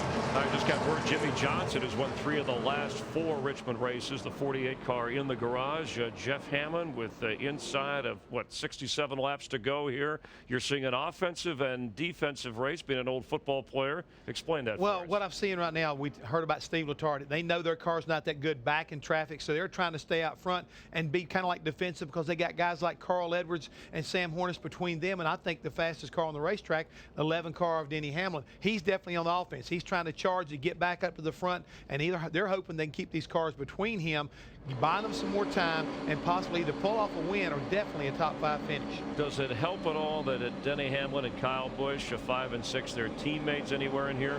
Absolutely not.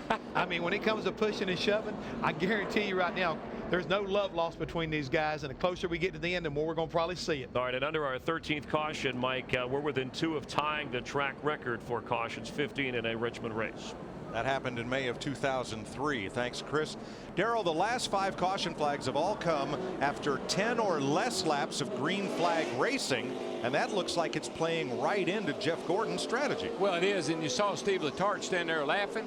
I think he's pretty happy with his decision to keep his car up front. I think that he's probably feeling pretty good about himself right now. All these lap cars is what's causing the problem.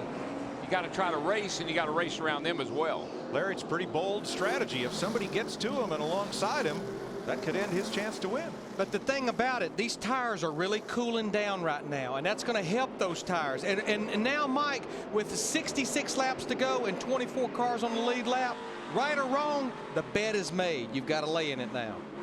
Elliott Sadler got the free pass. He gets back on the lead lap here at caution flag number 13. We're ready to go racing once again. It'll be 65 laps to go. Jeff Gordon leads him down to the green. Carl Edwards, Jamie Mack. I don't think Jeff got a very good restart. I think he may have spun the tires a little bit there. But he just squeezed back down in front of that 99 car to hold the lead. Gets a good run off turn 2, trying to clear the 44 car of Allmendinger, a lap down car. Oh, Allmendinger. Man, he carried it in there. Locked up the tires. I thought he was going to get into Jeff Gordon, but he stayed off of him.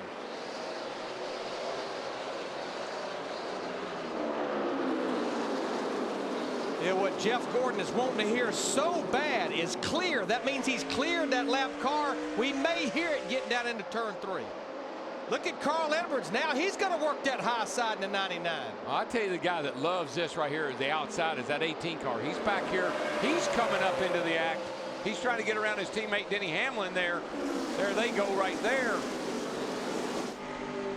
Plenty of lap traffic in and amongst the leaders.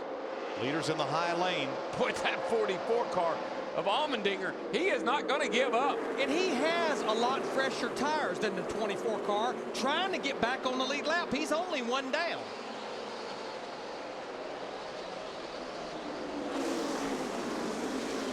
Now Edwards is going to try the bottom with Allmendinger. Yeah, if Allmendinger opens, but boy, Allmendinger had to jump out of the throttle, so Gordon will clear him now. Now Edwards has got to deal with the 44 car. I think once the 44 got passed by Jeff Gordon, he'll be a little more courteous now, hoping to get the lucky dog. Kyle Busch has caught Jamie Mack, so is Hamlin, side by side behind this battle, and Busch completes the pass on Hamlin. That moves him up to 4th. Boy, you just have every lap right now from here on out with 60 to go. Every lap's like a qualifying lap for everybody. Yeah, Jeff Gordon has a lot of cars between him and Kyle Busch in the 18. Of course, Kyle has a lot fresher tires. 3 of them are lap cars, including Allmendinger. How about Jeff Burton back in the top 10? And Kurt Busch coming back to the front. He's in 6th place. Wasn't that long ago that Burton, driving this Prilosec car, was up and in the fence. Yeah, I think that the 2 car of Busch, I think they got it off on adjustments. It looks like they've got it back. But will they have enough laps? 58 laps to go next time. There you see he's about 2.5 seconds behind leader Jeff Gordon. Right now, Jeff Gordon, he can sort of pace himself. He's got nobody bothering him, nobody racing him right now. He doesn't have to go 100%. Save just a little bit when some of these other cars get to him. Here comes Kyle Busch looking for racing room against McMurray's 26. They're both going to have to clear the 2 Petty cars probably before Busch can try and make a pass for 3rd. Yeah, it wasn't that long. Our concern for Jeff Gordon was the 11 car. I think it's that 18 car now if he ever gets by these guys. If he can get by the 44 here, Allmendinger, and the 26 of McMurray, I think he can do some business.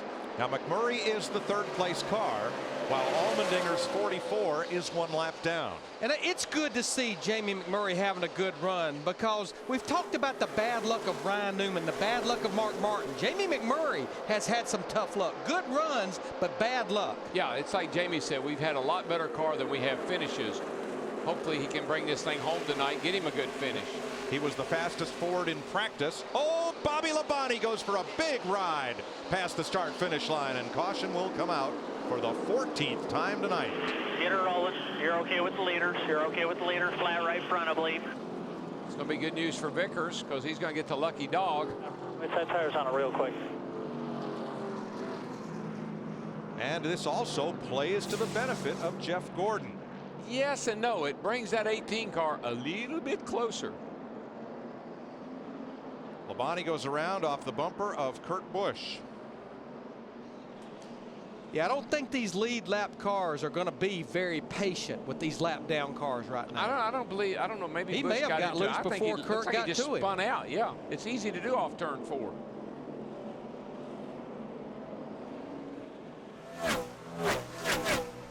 Hard to say. I believe that maybe just stepped out on him.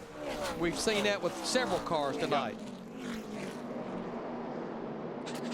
You know, the vise just keeps turning a little tighter. We're getting close to 50 laps to go at Richmond.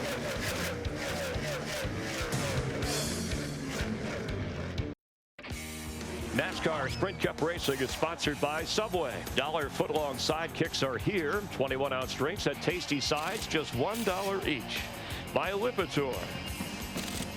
By Sprint, NASCAR Sprint Cup Mobile. It'll change the way you experience the race. And by State Farm, where great coverage meets great rates.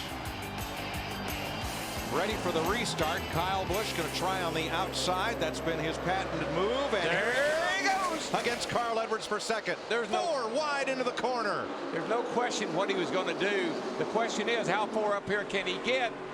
Is he going to run and now out? He's going to try to get to the high side of Gordon down the back straightaway. Gordon's trying to fight that lap down car of Sorensen. That's a patent move. He's done that 2 nights in a row here. Inside of Gordon. Can he make it? He's after him, baby. And the thing about it, he did it to Carl Edwards last night in the Nationwide race and just did it on that restart right there to Carl Edwards. Oh, easy, easy there. Almost got into the 24 off of 2 over there. Got to be a little more patient. Go the outside this time, outside. Here he comes. He got him this time. Jeff Gordon leaves enough room. Right here, left. And Kyle Busch takes it hard into turn 1, looking for the lead. That car, that 18 car, just can run that outside better than anything here tonight. And that has really been his to his advantage. Now, right behind Jeff Gordon, we got the battle between the 2 Roush Fenway cars. McMurray in the 26 on the outside, Edwards in the 99 on the inside. I think that the 11 car was stuck back in here. He can only run the bottom, and so he's going to have a hard time getting up there after his teammate.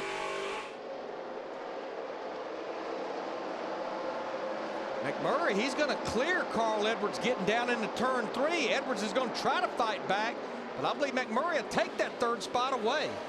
And we got the 44 is still hanging there hard, trying to get that lucky dog if he should get another caution. You know, Jamie McMurray, through his foundation, purchased 400 tickets to this race and distributed them to active duty servicemen to come and enjoy the show here tonight, and he is giving them quite a show. Yes, he is, and now his car washes up the racetrack. Edwards just will not go away, and there's Allmendinger like he talked about, Darrell. Now the 9 car, Casey Kane. Whoa, Casey. Whoa. That's what I'm saying. But what that battle is for, even with all the problems Casey's had, he's still only 1 lap down. He's trying to get in front of his teammate, Allmendinger, where he can get the free pass should the caution come out. Right. What do you mean if? Win. Very optimistic. Right. When the caution comes out. Okay.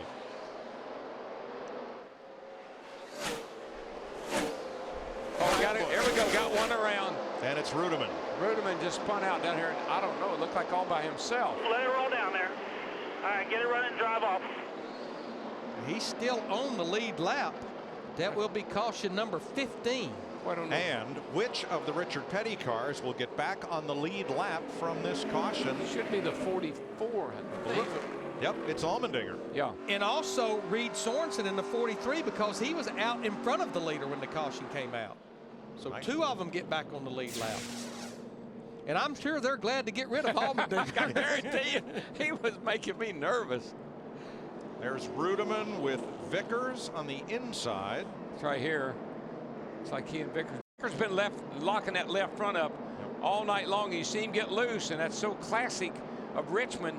You go in the corner a little hard underneath somebody, lock up the brakes a little bit, and bump into the guy on the outside. Saw Dale Jr. in the 31 car do that. Earlier we told you Jimmy Johnson had gone to the garage. He is back on track, but he lost 30 laps making repairs to that car, and he's back in 36th spot. But you will see him on the racetrack as Rudeman goes around. We do need to mention also Mike Bliss, who had a great qualifying run, qualified 6th. He's back out on the racetrack after major repair. And the hits just keep on coming. We've tied the record for caution flags at Richmond. Here's tonight's monster moment presented by NASCAR Sprint Cup Mobile. Denny Hamlin's led the most laps tonight for the 2nd spring Richmond race in a row. But this miscue on the right front on the pit stop. 3 times to get that lug nut to hit and stay on. That has sent Hamlin out of the lead and back to 5th place. Stay tuned to NASCAR 7 days a week with in-car audio, live race radio stats, and more with NASCAR Sprint Cup Mobile. Visit sprint.com/speed to find out more. 40 laps to go. Kyle Busch out front, where he was on the final restart last night, trying to become the 3rd driver to pull off the weekend sweep at Richmond. Harry Gant did it 1991, Kevin Harvick in 2006. He won Thursday night over at Southside. He won last night, leading tonight. Whoa, man, and Jeff Gordon jacked him up there. Yeah, he did not get a good restart at all. He actually spun the rear tires just for a moment.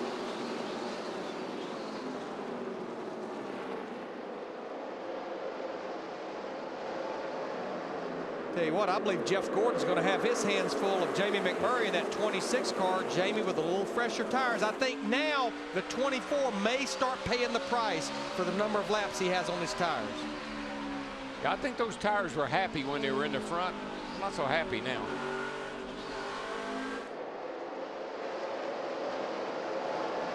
Carl Edwards is 4th, and Denny Hamlin 5th. Hamlin battling Ryan Newman and Kurt Busch for 5th. And in the 24 car, it'll be like you flipped the switch. You'll be right there running good, and all of a sudden you'll just start going backwards. I'm going to tell you what, Casey Kane in that 9 car, who has just had a terrible night, he actually gets back on the lead lap the hard way. He drives by leader Kyle Busch.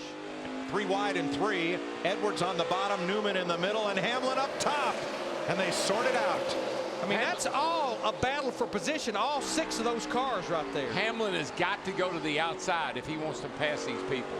He's been running the bottom. He's going to have to get out there if he's going to go. Newman gets away a little bit. That's Burton in the 31, and Hamlin on the outside. What a log jam here in turn 4. And again, these are all lead lap cars. 3 wide at start finish. Edwards stuck in the middle and pays the price. Squirts backwards. Stewart coming. He's part of this battle for position. Boy, Stewart, he just shot out of the bottom of turn 2. Boy, 14. They wreck. Every time they go into turn 1, there's a wreck. They just sometimes make it and sometimes don't. But there's smoke, cars hitting each other. They started that wreck. They just didn't finish it. When it was all said and done, when all that kind of jumbled out, Ryan Newman, he's up in the 4th spot. Burton to the top 5. This is 7th through 13th right in this pack. Burton, top 5.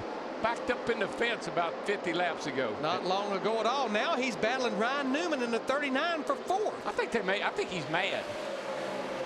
You know, he made up 3 laps last week at Talladega. He can make up a few spots here tonight. And we know he's got a fast car because he qualified really good this weekend. Yeah, qualified in the 5th position. Well, all this is helping Kyle Busch and Jeff Gordon stay out in front of this field. Jamie McMurray still in lap traffic, the 3rd place car. Now Kyle got back by Casey Kane in the 9, but Casey's content right there because he would get the free pass should we get a caution.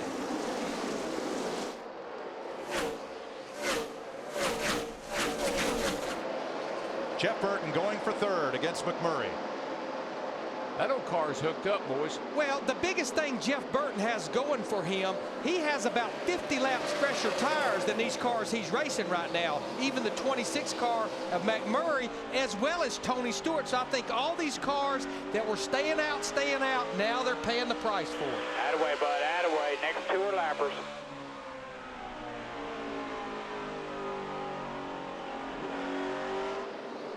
Tony Stewart coming up as well, right behind Burton. 30 to go.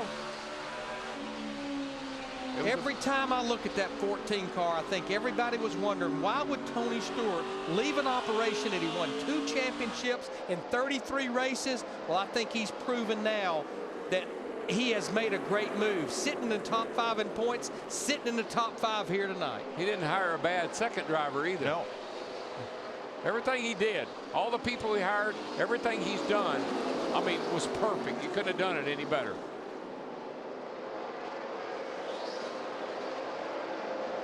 Seventh, 8th, and 9th.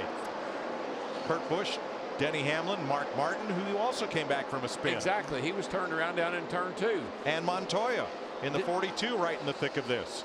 Darrell, I think that 11 car they have gotten off. He's going to lose a spot to Mark Martin in the 5 car, but like you say, he won't come off the bottom. No, he's got to run the bottom. If he doesn't work there, it just doesn't work for him. I tell you, the wind just came out of their sails when they had trouble in the pits. He has not really recovered from that mistake. Newman going after McMurray, and Jeff Gordon has his hands full with Jeff Burton off turn 2 for 2nd place. And Kyle Busch is loving all these battles because he's driven out to a 3.5-second lead with 27 laps to go. I'm not sure Jeff Burton's done. He has passed Jeff Gordon, pulled away. Can he catch Kyle Busch? If I were Kyle up there, I wouldn't want to see a caution right now. Sir. Because I think he's in bad shape compared to Jeff Burton. And Tony Stewart has now taken third from Jeff Gordon. Newman and McMurray for fifth. And we listened in on Kyle Busch. Nice of the 24 to lay back. Huh? I mean, he was in the gas. I'm sure you heard him. Talking about that restart where Jeff just about pushed Kyle all the way down into turn one. Yeah, well, Jeff laid back just a little bit, and I think that's what Kyle was talking about. That he got just a little bit of a running start on him as they came to the green flag. And Darrell, you know the biggest reason Kyle Busch doesn't want to see a caution is Jeff Burton has about 40 lap fresher tires on that 31 car. All these cars that came in earlier and got tires, I'll tell you, and a guy that's really paying the price now is the 24 car compared to people that came in after he did. Now he's back to fourth as Tony Stewart goes after Jeff Burton for second. They are 3.5 seconds behind race leader Kyle Busch. In both of those cars, the 31 and the 14, they're on equal tires. They both were on pit road at lap 347. I'll tell you, if we stay green, Larry, I like their chances. I really do. I think they may be able to get up here to Kyle before this race ends. The only car in the top 10 who has fresher tires is Sam Hornish in 10th.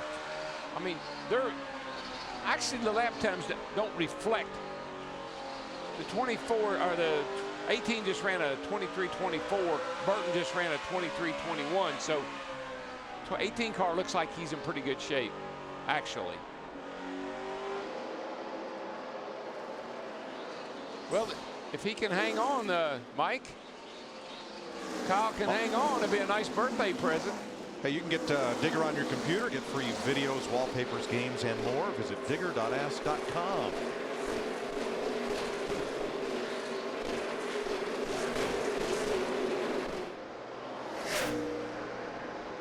And now Kyle Busch can kind of just run his pace. With 20 laps to go, Steve Addington just needs to keep him posted. How far behind him, Jeff Burton? He actually has a pretty clear racetrack in front of him. And what he should probably do, which he won't because it's not his style, he ought to save just a little bit. Look at this, Darrell. Kurt Busch, his teammate Sam Hornish in the 77, and Montoya and Mears, and they're all in this big fight for 8th place. Well, Montoya and Hornish, they got fresh tires, and they're going to maximize those fresh tires. Well, we've seen the 42, the 77. They're not bashful about bumping into somebody if they have to. How about Casey Mears in that 07 car? He got lapped early, got the free pass. He has fresh tires, and he's up there. So definitely fresh tires in the closing laps are prevailing. Even Marcos Ambrose, who was a caution not many laps ago. He was crashed into the fence. That's the fun of short track racing too. You can be in the fence in the first 100 laps. You can be in the lead in the last 100.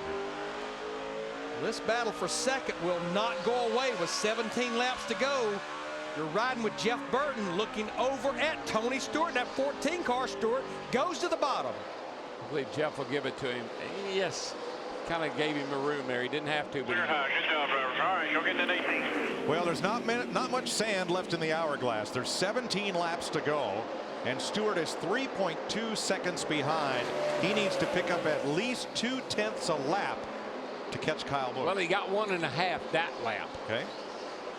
Well, the biggest thing is, and we said it just about 10 laps ago, Kyle Busch does not want to see a yellow flag for several reasons. But if he did now, it'd be a single file restart. There you go, man. Just so like that. would right be here.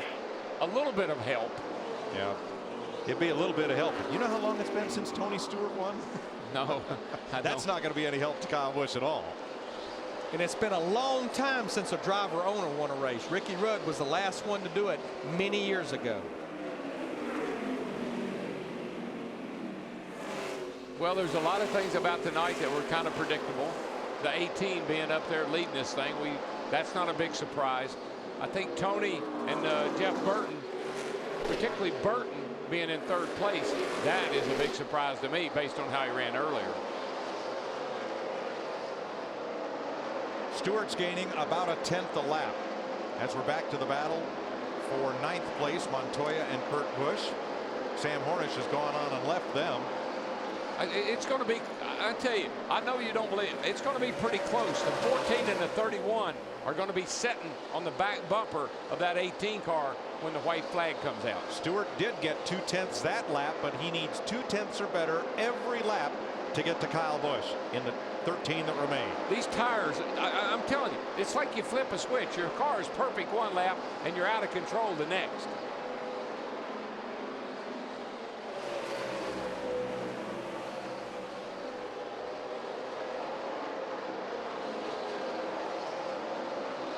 The race leader underneath David Rudiman to lap past him.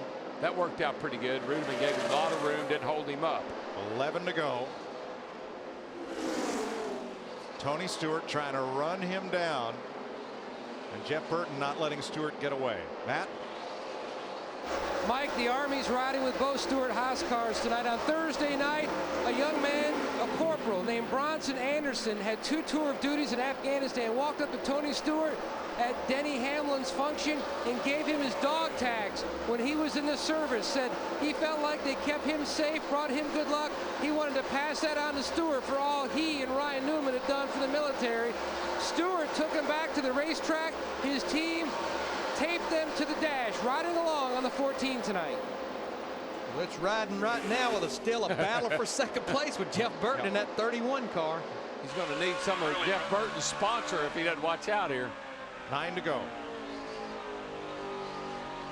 And the gap is stabilized at 2.8 seconds. Yeah, what's happened is the 14 and the 31 are now racing each other.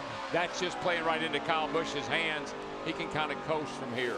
I thought they were going to be able to chase him down, but now they're racing each other. With 8 laps to go, Kyle Busch has pretty clean racetrack in front of him. And this is really all battle for position right here, battle for 6th. I really think if a caution did come out, Larry, I think the 31 and the 14 have used up their tires. Probably got the goodie out of trying to chase him down, and now they're racing each other just for second place. Jeff Gordon falls to 7th. Sam Hornish coming up for 6th. Looks like Roger Penske may put 2 cars in the top 10 here. What a great run for Sam. That's really impressive. Had a great run at Phoenix, and here we are, another great run here at the Richmond. Well, remember, he's had great success here in IndyCar, 2 wins. And a good turnaround. I mean, McMurray sitting sideways down here in the racetrack a couple of 100 laps ago.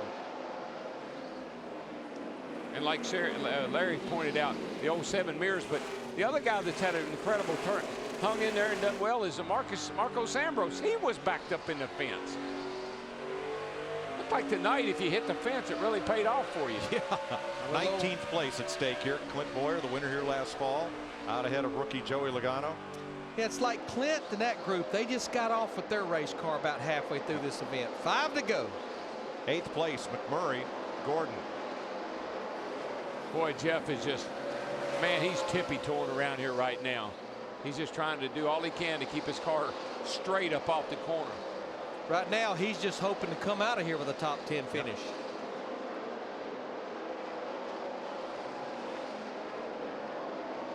Kyle Busch with a 2.9 second lead over Tony Stewart. Stewart has driven away from Jeff Burton, but there's just not time left to catch Kyle Busch, who is going to become only the 2nd driver in NASCAR history to blow out a birthday cake candle in victory lane. And he's undefeated this weekend. And you know the amazing thing about it, he turns 24 today. 8 years ago, roughly, he came here and ran in a NASCAR Camping World Truck Series race at the age of 16. He finished 22nd that day. It wasn't long after that, NASCAR raised the age limit to 18 years old to race in Sprint Cup, trucks, or nationwide. What I like about it, I've seen him every night, every race. He always has a little left in the tank. And I don't know how he does it. He raced Thursday night, Friday night, and tonight, and he's still going strong. And if they hadn't canceled Nashville tomorrow, he was going to go over there and race. Nashville tomorrow in a CRA race. He's won 14 races before the age of 24. And here comes our active ticker on top of the screen with coming to 1 to go. All right, man, here it is. White flag. Flag. Never thought I'd hear you say such a sweet thing. Yeah, he did not want to hear yellow flag. Happy birthday. I'll say just bring her on home. Got to go round 3 and 4 here. Don't ever count you. All you chickens. Oh, man. Addington, what a call, buddy. light the candles and cut the cake. Kyle Busch joins Cale Yarborough as NASCAR's only Sprint Cup winners on their birthday. Yeah, baby. Cut the cheese and pour the wine. Yippee! Good times, Mr. Busch.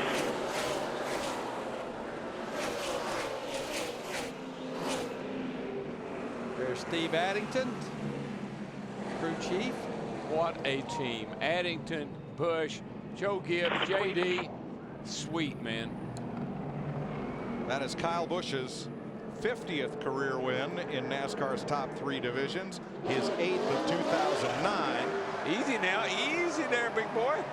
And oh, by the way, add another racetrack that he has not won a Sprint Cup Series win at. This is his first win here at Richmond in the Sprint Cup. I've got to take notes here because I got to do this in a couple of weeks. Oh, the burnouts on speed at the Let's see how you did. Did you see that way you threw that in there? I think I'd have probably been out of here. It is Kyle's second weekend sweep. He did it last year at Chicagoland. And it's his 3rd Sprint Cup win in 2009. All right, there's the burnout. Now I think we'll get the bow, and he'll probably hold up 3 fingers, symbolic of his 3rd win of the year. Krista, where's that cupcake with a candle? We're going to need it. I ate it. I wonder if now he'll tell you what his wish was. Yeah, baby. Now we'll get the flag. Oh, man, he's having a big time. It's my birthday. It's my birthday, Shorty. I'm going to tell you what, there's not a more exuberant guy when he wins a race than Kyle Busch. There's nobody that loves winning. There's nobody that hates losing more than he does. I think the more they boo him, the more it drives him. I wonder what his wish was. Maybe we'll find out in Victory Lane after this.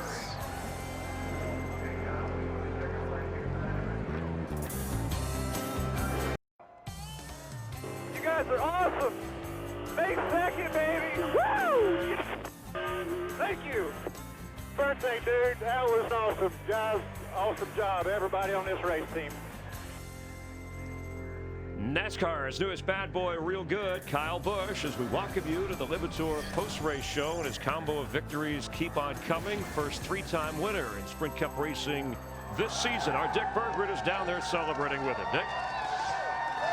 And it is a wonderful celebration down here in Victory Lane. Whoa! I don't think the crew knew he was going to do that, but they caught him anyway. Happy birthday.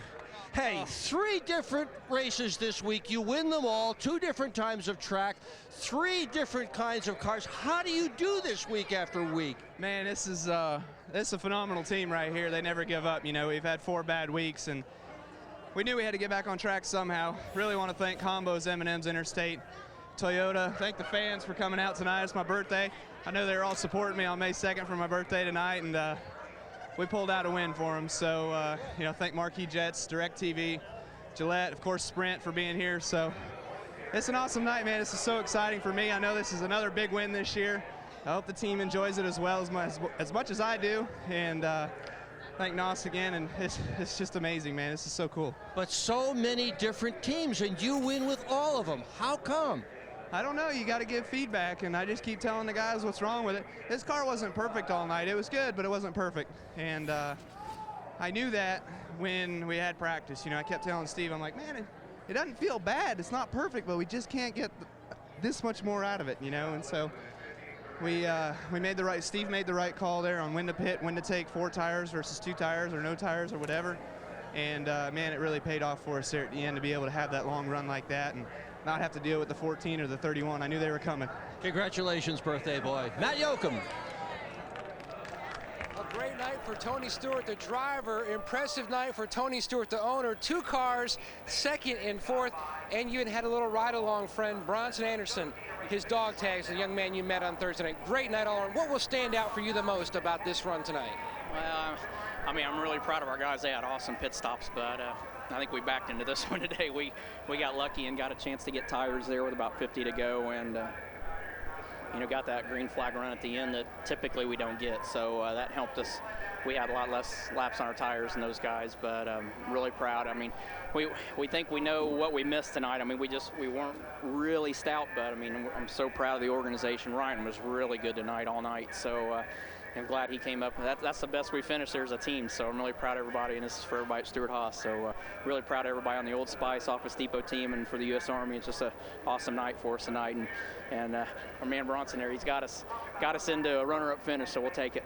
Tony Stewart, second here in Richmond.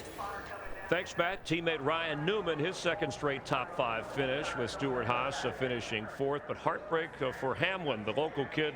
Denny again leads the most laps, but in victory lane, Kyle Busch, who in his previous 4 races, Mike, was 17th or worse, but turned it around and took the checkered flag tonight. It was a big birthday turnaround for Kyle Busch, but how about Jeff Burton? Wrecked that car, ended up in the top 3. Montoya involved in a crash, up there right in the top 10. Marcus Ambrose backed it in the wall, finished 11th. What's going on here? I don't know, Mike, but I just want to say this. I saw Dale Earnhardt win a lot. I saw Jeff Gordon win a lot. I have never seen anybody that can win the races the way this kid does.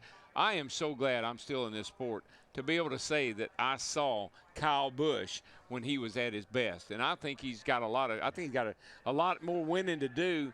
He's going to set a lot of records, I can tell you. A great night for race strategy, Larry, because we saw it all over the map over those last 120 laps. Well, and it all started back on lap 378, 379, or 278, 279, when Steve Letarte decided to leave that 24 car out there. Then you had the 26 and the 99. They came to pit road just shortly after that. Then they started staying out. But I just think eventually, even with all those cautions, finally it caught up with them. And I know, Mike, we talked about the guys at the front. You mentioned some of the guys, but 2 guys that needed a good run tonight.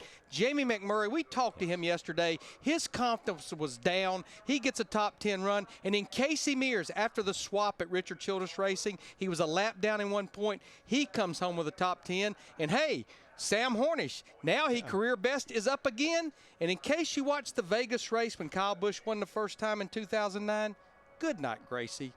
That's what he said, or his spotter said when he took the lead for the last time. Kyle Busch becomes the youngest driver in the history of what's now the Sprint Cup Series to have won 15 races. And I think, Chris, he's just getting started. Yeah, of course, he won at Darlington, and we'll see him there next Saturday night. So Jeff Gordon goes back in front of Kurt Busch as we check the points. Jeff Hamlin, a rough race again for Jimmy Johnson and Carl Edwards, but they hang in there in the top 10. Yeah, but the main thing right now, look at Tony Stewart. He's up there in that 3rd position right there. He gets stronger each and every week. And, you just can't say enough about what's going on. Again, with Kyle Busch, he puts himself in a position right now to, be more of a factor in this chase as we go further in the season. So David Ruderman slips out of the top 12, currently 13th, as Joe Gibbs. And Joe Gibbs Racing successful Steve Addington. That's a good combo right there with the experience of a Super Bowl winning head coach and a hot young driver like Kyle Busch. But let's go back to Ryan Newman, who moved up 3 spots, 10th into the top 10 in points. And we'll check in now with Krista. Krista? Well, Ryan Newman has his climbing shoes on. You guys are moving up, but I want to know, does the optimist say, all right, another top 5, or does the competitor say, man, close to that win? I told the guys what I meant, and that was we keep doing this, we'll get what we want. And it was a great run for the U.S. Army Chevrolet. Tony had a great run too. We had the leader strategy. We just got caught up when I turned the 5 car around there on that restart. We lost 4 spots, and those are the 4 spots we needed to get back to the front. 3 short tracks, 3 top 10s. This one's a top 5. Jeff Burton, it wasn't pretty at times early, but you guys really battled tonight to finish in the top 5. Yeah, great call by Scott there. Junior and I got together, and after that, my car took off. So I don't know, we got in the wall, and I don't know why, but it made it better. So real proud of everybody. Prilosec was on the car tonight, thanks to them, and thanks for all the Cats' involvement. This is this team just fights really hard, and that's who we are right there. It's just get down and never quit and keep fighting, and I'm real proud to be part of this team. All right, good job. Thank you. So Jeff Burton tying his best finish so far this season as Kyle Busch on his 24th birthday celebrates in Victory Lane here in Richmond. More to come. NASCAR on Fox in just a moment.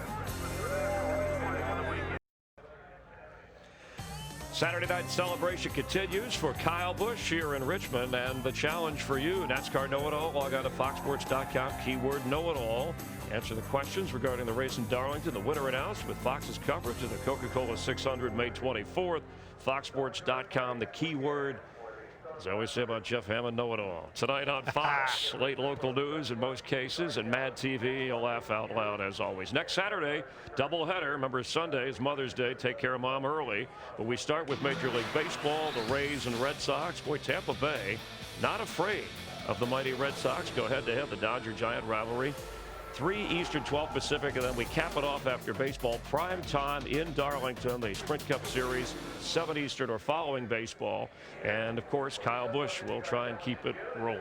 Definitely try to keep it going as you go down to the toughest racetrack everybody says on the circuit, Darlington. We saw some intense racing here. Promise you, don't miss next Saturday night. It's going to be just as good when it comes to the track too tough to tame.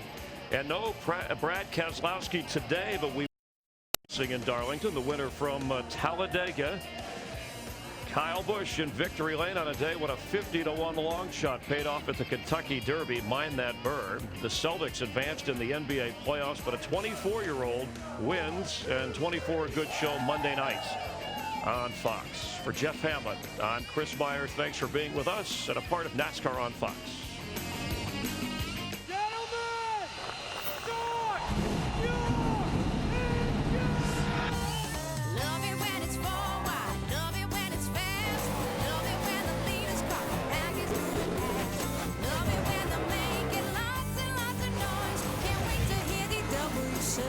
Boogity, boogity, boogity! Let's go racing, boys! Let's go racing, boys! NASCAR racing, boys!